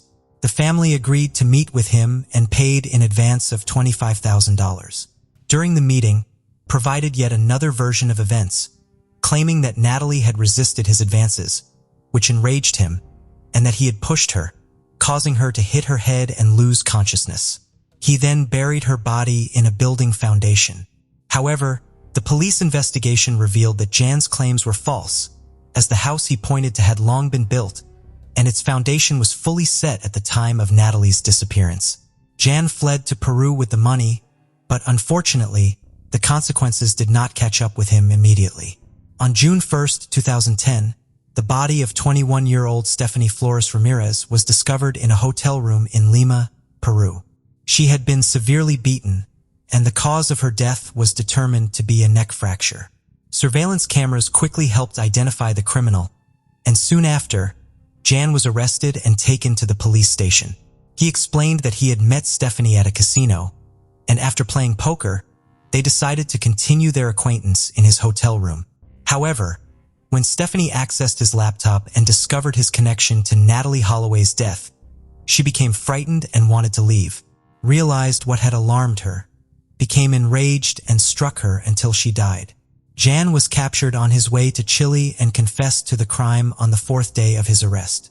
The news shocked residents in the U.S., especially as it occurred exactly 5 years after Natalie's disappearance. Elizabeth Twitty expressed her grief, noting that justice had finally been served, albeit at the cost of another life. Jan was sentenced to 28 years in prison on January 11, 2012, for the premeditated crime against Stephanie Flores Ramirez. He was also ordered to pay $75,000 in compensation to the Ramirez family. In 2014, Jan was transferred from Pedres Gordas prison to Calakpala prison, where he met a Peruvian woman who visited another inmate in 2010. They got married, but it turned out Jan was using her for his own purposes. He showed no signs of remorse or guilt for his actions. Meanwhile, in June 2011, David Holloway filed a petition in an Alabama court to have his daughter Natalie, who had gone missing in 2005, declared legally deceased. Natalie's mother opposed this, hoping that Jan would confess to the crime and face trial. After a hearing, Judge Alan King ruled in favor of the declaration on January 12, 2012. On June 8, 2023, Jan was extradited to the United States and placed in Hoover City Jail in Alabama. The next day, he was charged with extortion and wire fraud, but he pleaded not guilty. However, on October 18, 2023, he entered a plea agreement admitting to murdering Natalie Holloway. He confessed to fatally bludgeoning her with a cinder block on May 30, 2005, and disposing of her body in the ocean for sharks to consume. Unfortunately, the confession made as part of the plea deal could not be used in court. Jan was sentenced to 20 years, which would run concurrently with his prison term in Peru. Natalie Holloway's disappearance remains one of the most notorious missing person cases in the U.S., and it is still an open case in Aruba. A series of cover-ups, corrupt deals, and bureaucratic delays effectively allowed the murder of an innocent young woman to go unpunished, despite global attention to the investigation. Christmas Eve, 1991. Sue and Clive welcomed their daughter Alice into the world. Described by friends and family as a loving and empathetic person, outgoing, quick-witted, and fun 24-year-old Alice Ruggles was adored by those in her life. People that knew her said she had the ability to cheer anyone up and was a natural entertainer. She was mischievous, funny, and loved socializing. Alice was from a close-knit family and was the third of 4 children. She and her siblings grew up in the quiet, rural Leicestershire village of Turlangton. She attended Leicester High School for Girls and from there went on to Northumbria University to study product design. Alice discovered fencing at the age of 11, and the sport quickly became a big part of her life. She went on to represent her home county of Leicestershire and the East Midlands region numerous times. At Northumbria University, became the fencing club captain and went on to win the women's EPPE at the Leeds Open in 2012. Alice fell in love with the city of Newcastle and carried on living there after she graduated. She got a job at Sky's Newscastle hub, and it wasn't long before her hardworking attitude paid off, and she was promoted to site coordinator. In October 2015, Alice started talking to Trayman Dillon. Trayman, known to everyone as Harry, was a lance corporal based at Glencoe Barracks in Edinburgh, Scotland, and was training to join the Special Reconnaissance Regiment. At the time he and Alice connected, he was serving in Afghanistan, and the pair started talking over Facebook. In January 2016, the couple met in person for the first time, and initially the relationship appeared to be going well. 26-year-old Dillon was caring, attentive, and considerate, and friends said Alice seemed besotted. He and Alice spent a couple of weeks together in Newcastle and then in Edinburgh before he returned to Afghanistan for his final 2-month tour of duty. Dillon returned to the UK in April, and in July, Alice invited him on the family's annual holiday where the pair were inseparable. However, this would not last, and it wasn't long before the cracks began appearing in the couple's short relationship. People in Alice's life started to notice some concerning changes in her. Once outgoing and someone that loved any chance to socialize, Alice was becoming distant and withdrawn. Dillon was becoming more and more critical of her in every way, so much so that it drove Alice further into an isolated state. She began losing a lot of weight and started falling out with friends she was once so close to. After a fight with her housemates, she moved out and into the ground floor flat on Rawling Road in Gateshead, where she lived with one of her work friends, Maxine. The women started contacting Alice, saying they had also been seeing Dillon at the same time she was. Following these claims, she ended the relationship for good in August. But Dillon was not prepared to accept no for an answer, and Alice's mental and physical health began to deteriorate even more over the following months. He bombarded her with calls, texts, and emails. While some messages were apologetic and begging for her to give him another chance, others were threatening and aggressive. He started contacting her family and friends, even texting Sue, referring to her as Mom, and begging her to convince Alice to take him back. He then went on to tell her what a horrible person her daughter was. He was completely obsessed, and would stop at nothing to get Alice's attention. Alice initially tried to be sympathetic and kind, feeling bad that he was so affected by the end of relationship. But she soon was left with no choice but to cut him off as the tirade of messages and calls proved too much. He hacked into her social media accounts and threatened to release photos he had secretly taken of her. At the beginning of September, he gained access to Alice's Facebook account and found out that she had started a new relationship with an army officer called Mike. Dylan was completely enraged and contacted Mike, lying and telling him that Alice was still seeing him at the same time. On September 30th, Dylan drove to Alice's flat, repeatedly ringing the doorbell and then hiding when she looked outside. She knew in her gut it was him and didn't open the door. A few hours later, Dylan climbed the fence into the back garden and knocked on Alice's window as she was in her bedroom. When she opened the curtains, she saw flowers and chocolates on the windowsill, and Dylan slowly backing away with his arms in the air. As he drove back to Edinburgh, he left a sinister voicemail on her phone that said in part, "I just wanted to give you flowers and chocolates to prove that no, I don't want to kill you. I'm not intending to kill you. That's all I wanted to say." Desperate for help and with the situation getting worse, Alice contacted the non-emergency police number 101 for advice. They logged the incident as harassment and issued a police information notice, also known as a PIN. A PIN is issued as a caution where there are allegations of harassment made, but it is not a court order, nor does it give you a criminal record, and signing it does not admit to any wrongdoing on the perpetrator's part. On October 3rd, this warning was communicated to Dylan in his barracks.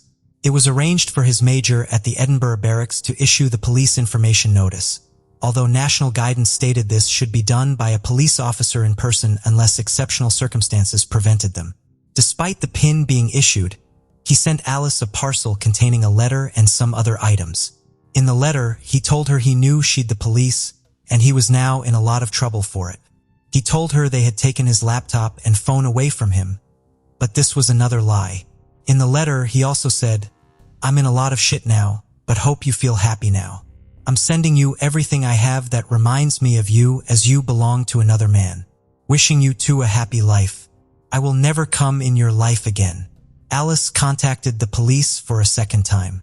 She told people she felt palmed off at the response from the police and was distraught and defeated, feeling nothing could or would be done to stop Dylan. She chillingly said to her sister Emma she felt the police would only respond when he stabs me. The 24-year-old was living in a state of fear, constantly looking over her shoulder. She asked to be driven home to her front door each day by a colleague, and once inside she would immediately double lock it. During the evening of October 10th, Dylan drove down to her flat again. He climbed into the back garden and took a photo of the back window and bathroom before driving back to Edinburgh. Her supervisor Paul gave her a lift home, dropping her straight at her door at 5:30 p.m.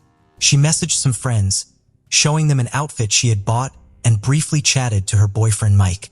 The messages then abruptly stopped. Alice's flatmate Maxine returned home just before 6:30. Alice Ruggles was pronounced dead at 7:30 p.m. Her throat had been slit at least 6 times and she had suffered 24 injuries in total. The coroner concluded that Alice had died from catastrophic blood loss. The police quickly identified Dylan as their only suspect. Officers started running his car number plate through the automated number plate recognition system. They quickly got a hit when his car was clearly picked up traveling from Edinburgh down to Newcastle earlier that day. Just before midnight, Dylan was arrested in his barracks on suspicion of murder. At 3:24 a.m., Dylan arrived at Gateshead Police Station for questioning. During an interview, he admitted he had traveled to Newcastle that day, but said it was because he wanted answers and closure about why the relationship had ended. He denied entering her flat, claiming that Alice was the one that came out and approached him. He told officers that she said she had heard stories about men killing their girlfriends, and she was scared he would do the same to her. Dylan said he reached out to hold her hands, and she scratched him across the face. After this, he drove away, he said. But what had actually happened was Dylan drove down and parked near Alice's flat, waiting for her to return from work. While waiting, he started messaging a girl on Tinder, making plans to meet up later that night. Around 6 p.m., He climbed over the back wall and forced his way in through the window. He grabbed a knife from the kitchen and cornered Alice as she went into the bathroom. He knelt on her back to pin her down and slit her throat, cutting through to her spine. While Dylan was in custody, police discovered Alice's blood on his steering wheel and on his Help for Heroes wristband. Analysis of her phone records placed the phone en route to Edinburgh too.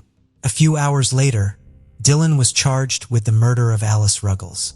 His trial began in April 2017 at Newcastle Crown Court, and he was still pleading not guilty to murder, but the overwhelming amount of evidence meant he and his defense team had no choice but to change his story.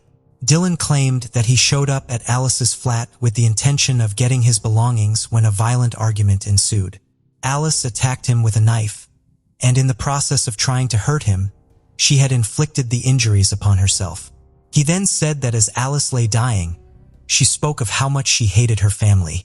Dylan was asked what was going through his head as he looked down at Alice, and his response was that he felt terrible for her father Clive, as he had been unable to protect his daughter in her last moments. The court also heard that a restraining order had been taken out against Dylan by an ex-girlfriend 3 years earlier. After his ex had broken up with him, he tracked her down and spat in her face in the streets while hurling abuse at her and her new boyfriend. Sadly, at the time of Alice's phone calls, Northumbria police had no knowledge about the earlier restraining order. After an 11-day trial and just 2 hours of deliberations, Dylan was found guilty of the murder of Alice Ruggles and sentenced to life imprisonment with a minimum term of 22 years. Carrying the knife to the flat would have given a 25-year starting point for Dylan to serve in prison, but as he didn't arrive armed with the weapon and had picked it up while he was in the flat, he was sentenced to a 22-year minimum term instead. During his sentencing, Judge Paul Sloan described the murder as utter barbarism and said, "When giving evidence you forgot to even shed a crocodile tear." The police's handling of the case received huge backlash. After the trial, Northumbria police conducted an internal review and identified potential misconduct by officers, which was referred to the Independent Office of Police Conduct. 2 officers then faced disciplinary action over the handling of the case. Northumbria police said they did refer their actions to the Independent Police Complaints Commission, but said no one at the time knew the true threat that Dylan posed. The force have since apologized after the Independent Police Complaints Commission ruled that the officers failed to properly investigate Alice's claims. Gateshead Community Safety Board also carried out a domestic homicide review. The review concluded that Alice had been subject to significant stalking and agreed upon a series of 20 recommendations to help prevent similar incidents from happening again. Her parents Sue and Clive said, "We believe that her death was preventable. We find it difficult to comprehend that although Alice described in her first phone call to the police that she was being stalked and provided ample evidence, the police and the army were unable to support and protect her." Sue and Clive set up the Alice Ruggles Trust, which raises awareness about stalking and coercive control. They work to ensure that stalking offenses result in immediate action, both to protect the victim and to deal effectively with the alleged stalker. He also aims to provide education and training and campaigns for improved legal measures. They also launched the Alice Ruggles Trust Relationship Safety Resource, which is teaching materials and lesson plans that focus on stalking and coercive control. These are freely available to secondary school teachers throughout the UK. In 2020, stalking protection orders were announced by the government. This means that suspected stalkers could be given court orders, blocking them from contacting or approaching their alleged victims, while the police investigate the claims thoroughly. Sue said that new figures show an increase in the number of stalking incidents that were now being recorded by police, and she said this showed that officers were now correctly identifying the crime. Alice Ruggles' spirited, fun, and affectionate personality continues to live on through those that knew her. She made a huge impact in a short space of time. Her family and friends vow to keep her memory alive and hope that her story will continue to help and educate by supporting those that may have experienced similar things and by challenging the law and the handling of similar cases. Most importantly, they vow that Alice's name will not be forgotten and her voice will continue to be heard. The case of Celeste Mano was born on November 30th, 1997, in Melbourne, Victoria, Australia. She was the youngest of 2 children to parents Aggie Darrow and Tony Mano and grew up with her older brother Alessandro. Although her parents separated when she was young, her father remained involved in her life, providing financial support and maintaining a relationship with his children. Celeste was a sociable and active student who enjoyed sports, dance. Initially, she wanted to become a lawyer and enrolled at the University of Melbourne to study criminal and civil law. However, she later lost interest in law and switched to studying advertising and marketing. In 2018, she landed a job at a rapidly growing e-commerce company, rapidly advanced in her career, rising from a call center worker to the head of a department in just a few years. She was considered one of the company's most promising employees. Celeste has always been the center of attention, especially among men. However, she is very picky about her partners. Meanwhile, one of her colleagues, Lua Isiko, has had his eye on her since she started working at the company.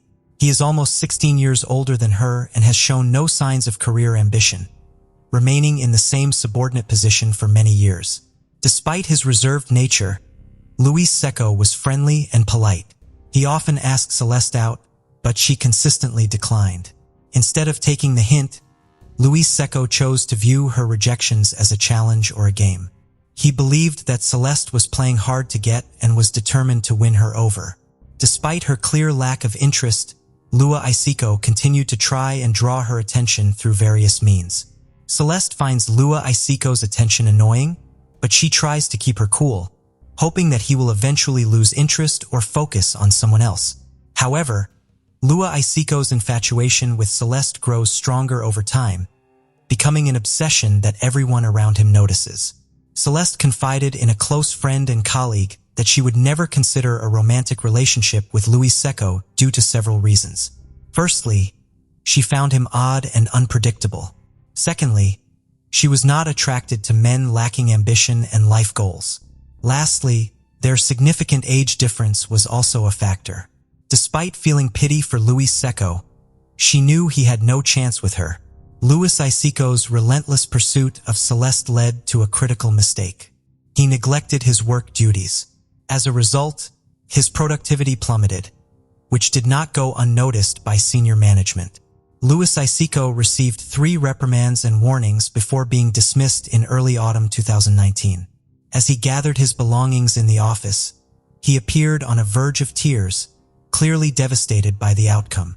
Celeste is relieved when Luis Secco finally leaves her alone, but she also feels guilty, thinking that her actions contributed to his firing. Manel, as a department manager, thanked Luis Secco for his years of service and escorted Luis Secco out of the building. As they parted, he patted Luis Secco on the back and sincerely wished him luck. The dismissed employee, Luis Secco, came to a surprising realization. He thought Celeste was hesitant to pursue an office romance because she was his superior and it might harm her career. Now, Lua Isiko believed that there were no obstacles to their happiness and they could be together. Overcome with emotion, Lua Isiko suddenly kissed Celeste on the cheek. Shocked by his bold move, Celeste was speechless. She quickly turned around and fled back into the office without saying a word. Lua Isiko misinterpreted her reaction, thinking that Celeste had feelings for him and that he shouldn't give up on pursuing her. After being fired, Lua Isiko created a social media account and sent Celeste a friend request, which she initially accepted. However, when he began asking her to meet up and go out, she politely declined and eventually blocked him. Undeterred, Lua Isiko created a new profile and sent her another friend request the next day.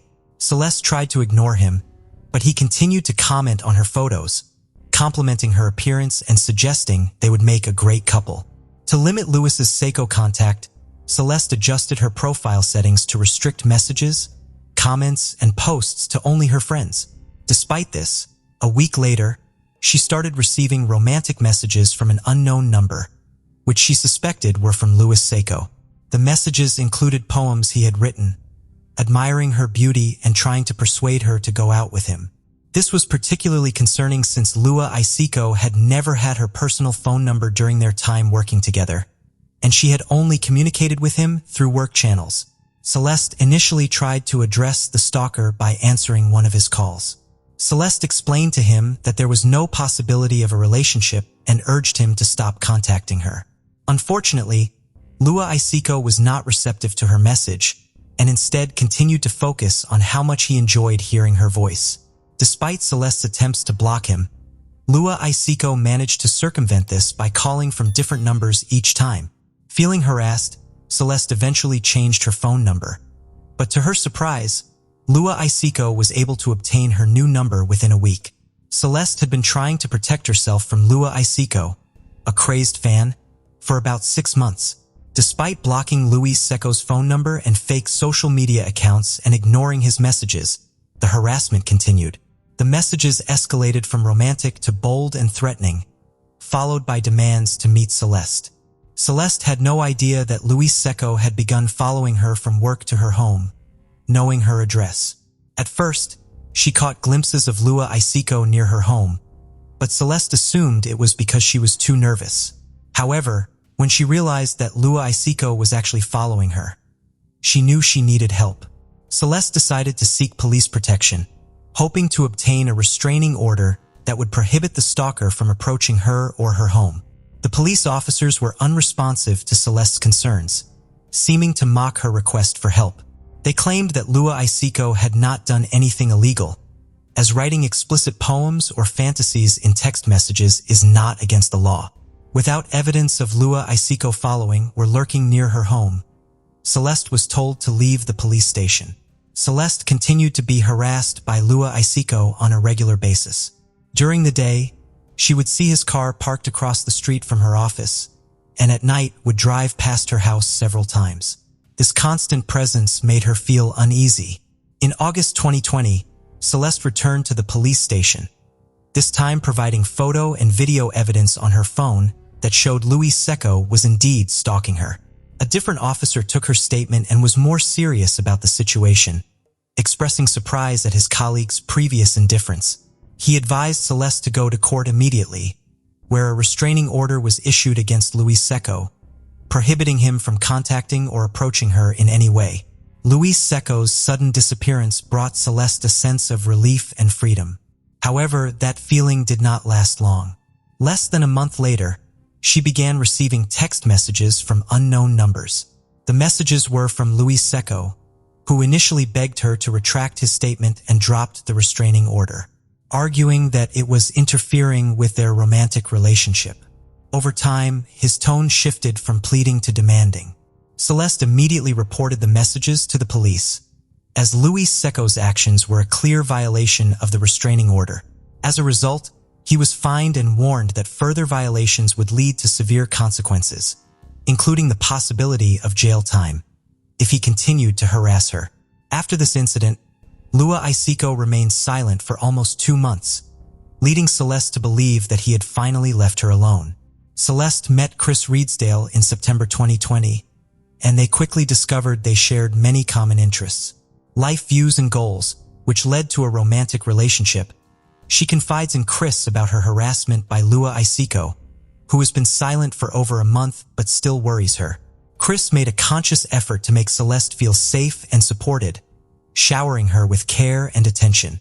A month later, in early November, Celeste decided it was time to introduce Chris to her family over dinner. Her family welcomed Chris warmly. The next few weeks passed peacefully, and Lua Isiko made no further attempts to contact Celeste.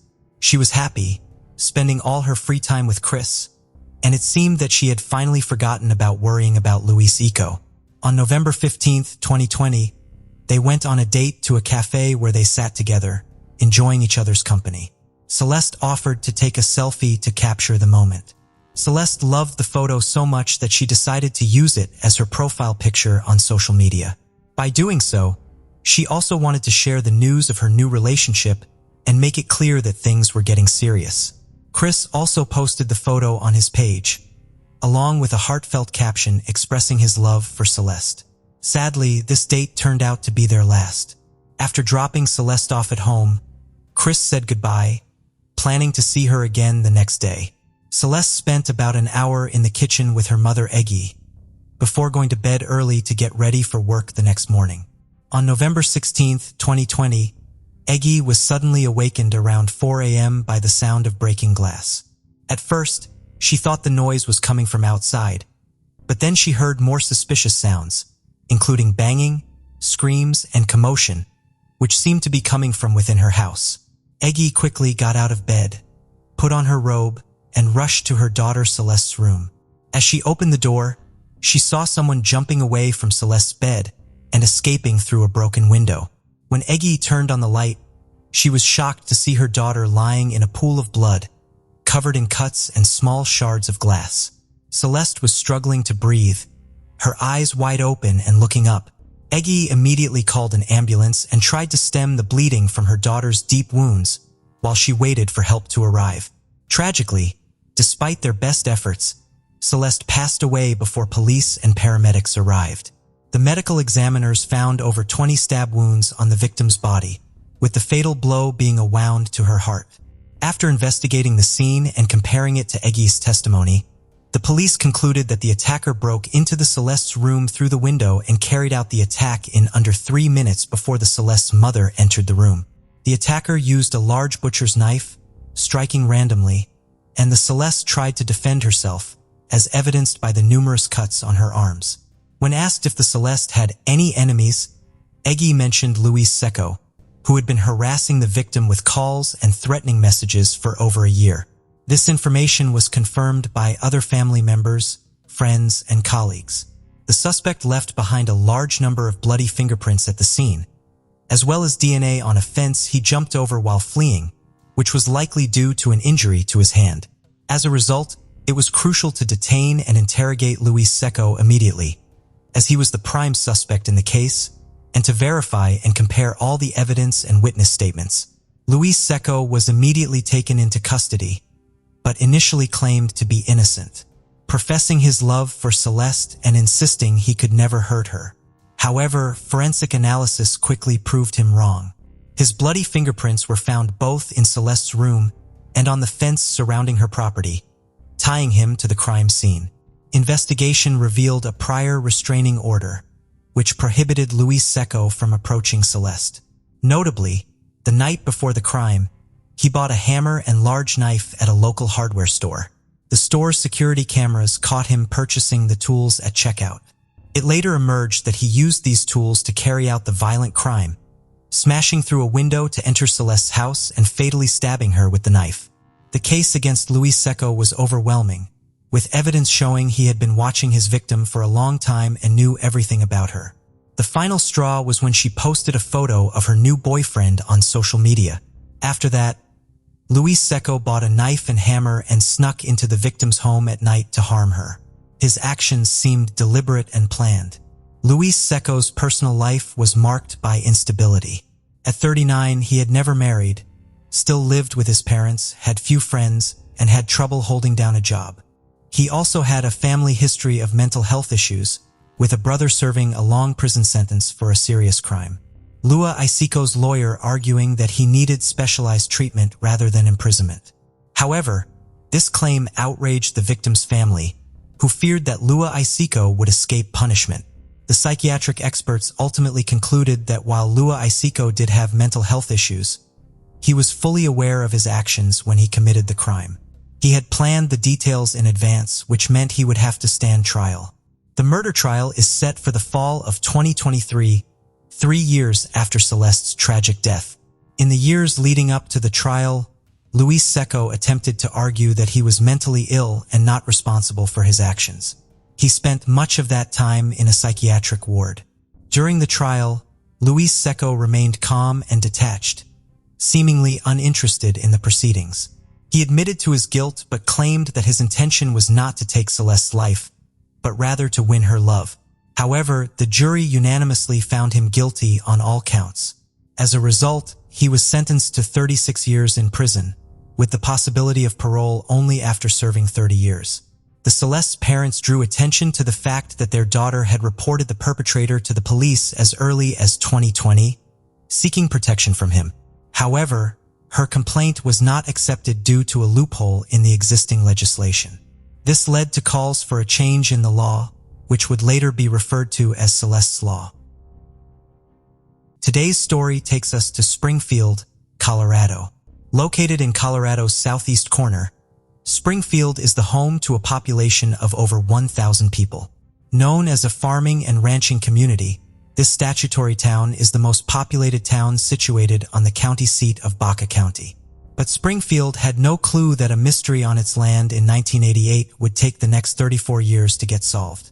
On June 3, 1988, Baka County Sheriff's Office responded to a call from a Colorado farm. A local farmer reported to the Baka County Sheriff's Office that he had found what he believed to be human remains on his farm, located approximately 20 miles southeast of the town of Springfield, Baka County, Colorado. The open field was passed by truck drivers on a regular basis. When then Sheriff Willard Goff and then Coroner Robert Morrow, along with other deputies, searched the scene, they confirmed the remains as human remains.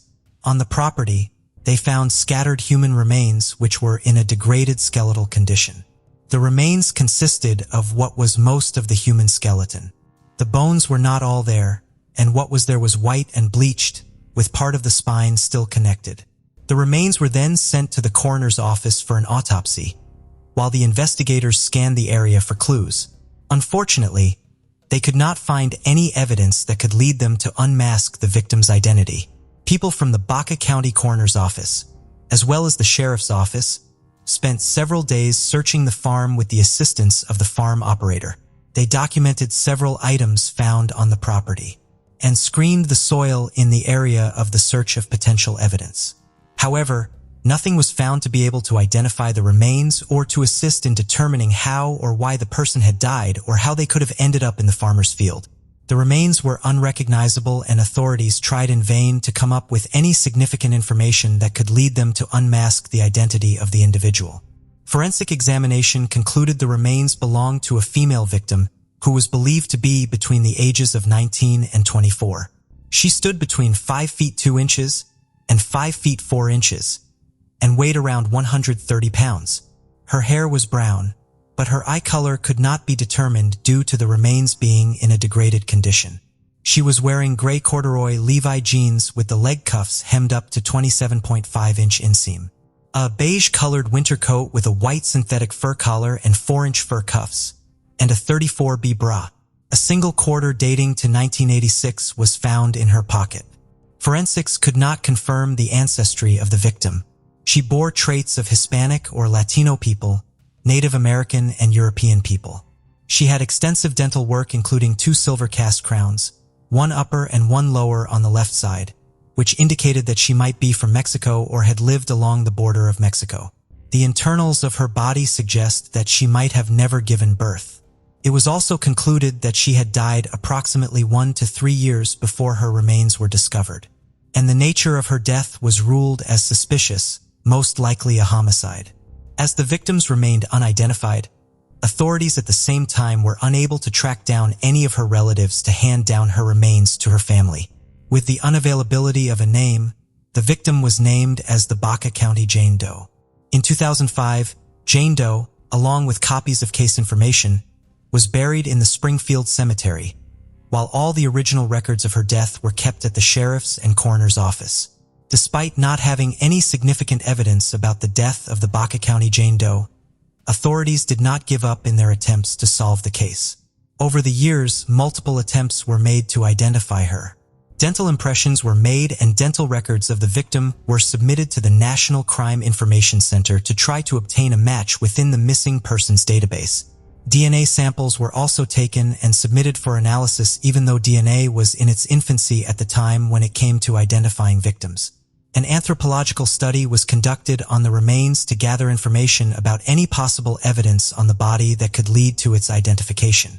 Investigators also developed a facial reconstruction to get an idea of what the person might have looked like.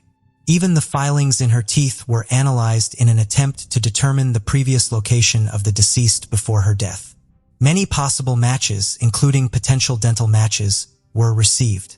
But as the investigation progressed, each potential match was ruled out after comparison with the remains. Investigators also held press conferences sharing details about this case and urging the public to come forward with any knowledge they might have about the victim. But nothing was drawn from that and no one came forward. Despite the diligent efforts of the investigators, the deceased remained unidentified and the case turned cold. After remaining unsolved for over 3 decades, Finally, in 2021, the case got unexpected assistance and was sent in a new direction. In May 2021, the Baka County Sheriff's and Coroner's Office were contacted by an investigative intern working for the Colorado Bureau of Investigation. The person asked for permission to submit the data from the 1988 Baka County Jane Doe case and to name us, a national database of missing and unidentified persons, as well as a resource center for families to find their missing relatives, which was launched in 2007.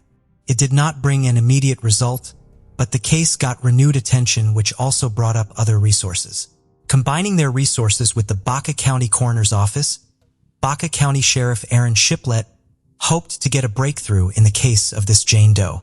Multiple people from the Sheriff's Office and Coroner's Office spent time combining the relevant case information from both agencies' case files into the Sheriff's Office database using the original documents, which were almost 34 years old.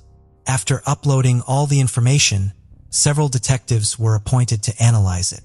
On the other hand, Shiplett was also trying to contact a genetic genealogy lab, as he was hopeful that advances in technology could potentially identify Jane Doe.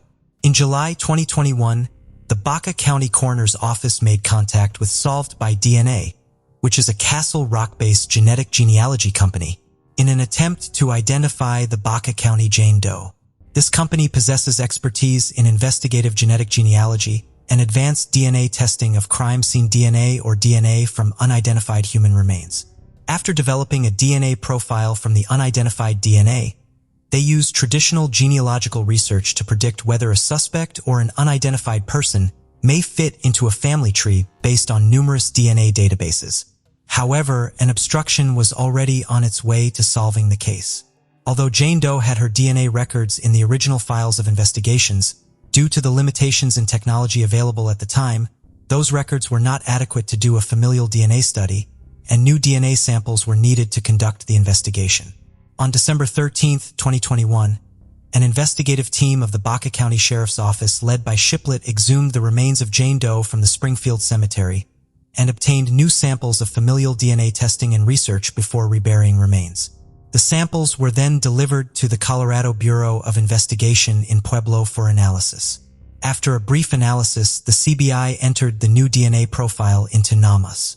In August of 2022, the Baka County Sheriff's Office and Baka County Coroner's Office learned about a possible familial DNA match. Solved by DNA notified the Sheriff's Office that they had been able to locate a person through their DNA research that could be a possible family member of Jane Doe. The Baka County Sheriff's Office soon began their process of tracking down and contacting several other possible family members of the match, and was able to get them in touch with Solved by DNA. Solved by DNA then requested them to submit their own DNA for analysis, which was necessary to determine if the Baka County Jane Doe was related to them. As family members agreed, Solved by DNA initiated the process of obtaining their DNA for the necessary research. A month later, on September 26, 2022, the Baka County Sheriff's Office was notified by NAMUS regarding their discovery of a separate familial DNA match for Jane Doe. The match was linked to a person who lived in Texas and had submitted their DNA to the McAllen Police Department in Texas in 2004 in an attempt to search for missing mother, Nora Alia Castillo. Nora's daughter, Josie Castillo, was the one who submitted her DNA to the McAllen Police Department in the process of locating her missing mother. The missing person report of Nora Castillo was filed in 1996, even though she had been missing since 1986 or 1987. According to the report of the McAllen Police Department, the last contact with Nora Castillo was a collect call from somewhere in Colorado shortly before her disappearance. After further DNA testing and analysis, the identity of Baka County Jane Doe was finally confirmed as Nora Castillo. Josie Castillo could not spend much time with her mom while growing up since she lived with her dad. Despite that, she remembered her being an outgoing person who loved to laugh and smile. But Josie also remembered how social services got involved when she was 6 and her sister Crystal was 3. At a time when Nora was going through some issues, Nora attempted to get them while they lived in New Mexico with their dad.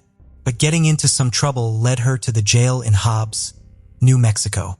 From there, it said that she went to a mental institution and that was the last time anyone ever saw from her. 4 years after their mother's mysterious disappearance, the daughters wondered about Nora's whereabouts and how she could be found. The Baka County Sheriff's Office stated, almost 36 years, the family of Nora Alia Castillo finally knows where she is.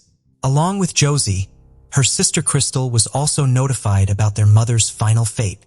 Although their hope of ever getting their mother alive was shattered, they were happy to have a sense of closure after all these years of waiting. All this came out of absolutely nowhere, and it's a lot, Crystal stated. Despite seeking answers regarding what led to her mother's untimely demise, Josie said she can now go to sleep at night knowing where her mom is thanks to genetic genealogy. My heart is healing. There's a healing process now, Josie stated. Nora's family has since been able to visit Nora's last resting place and even the location where she was discovered. However, authorities are still unaware of what happened to lead to Castillo's death. The details of how Nora Alia Castillo died or why she was in Colorado are still under investigation. For now, this case is still being investigated as a potential homicide. Baka County Deputy Coroner Everett Brissendine said, "We're hoping we would get some kind of tip that would lead us to knowing more about why and how she died." After 3 decades of remaining as a Jane Doe, Nora finally reunited with her family, but even in death, she is still deprived of justice. If anyone out there knows anything, do not hesitate to come forward, as your information could be invaluable to unmask the murderer. Do you think Nora's daughters would have ever known the fate of their mother without the miracle of genetic genealogy? Thank you for joining us on this journey into the depths of unsolved mysteries. Cold cases not only challenge our understanding of the past, but also ignite our curiosity and determination for answers. Remember to subscribe to stay updated on our latest investigations. And if you have any information regarding the cases we've covered, don't hesitate to reach out. Together, we can shed light on the shadows of the past and bring closure to those who seek it. Until next time, stay vigilant, stay curious, and never stop seeking the truth.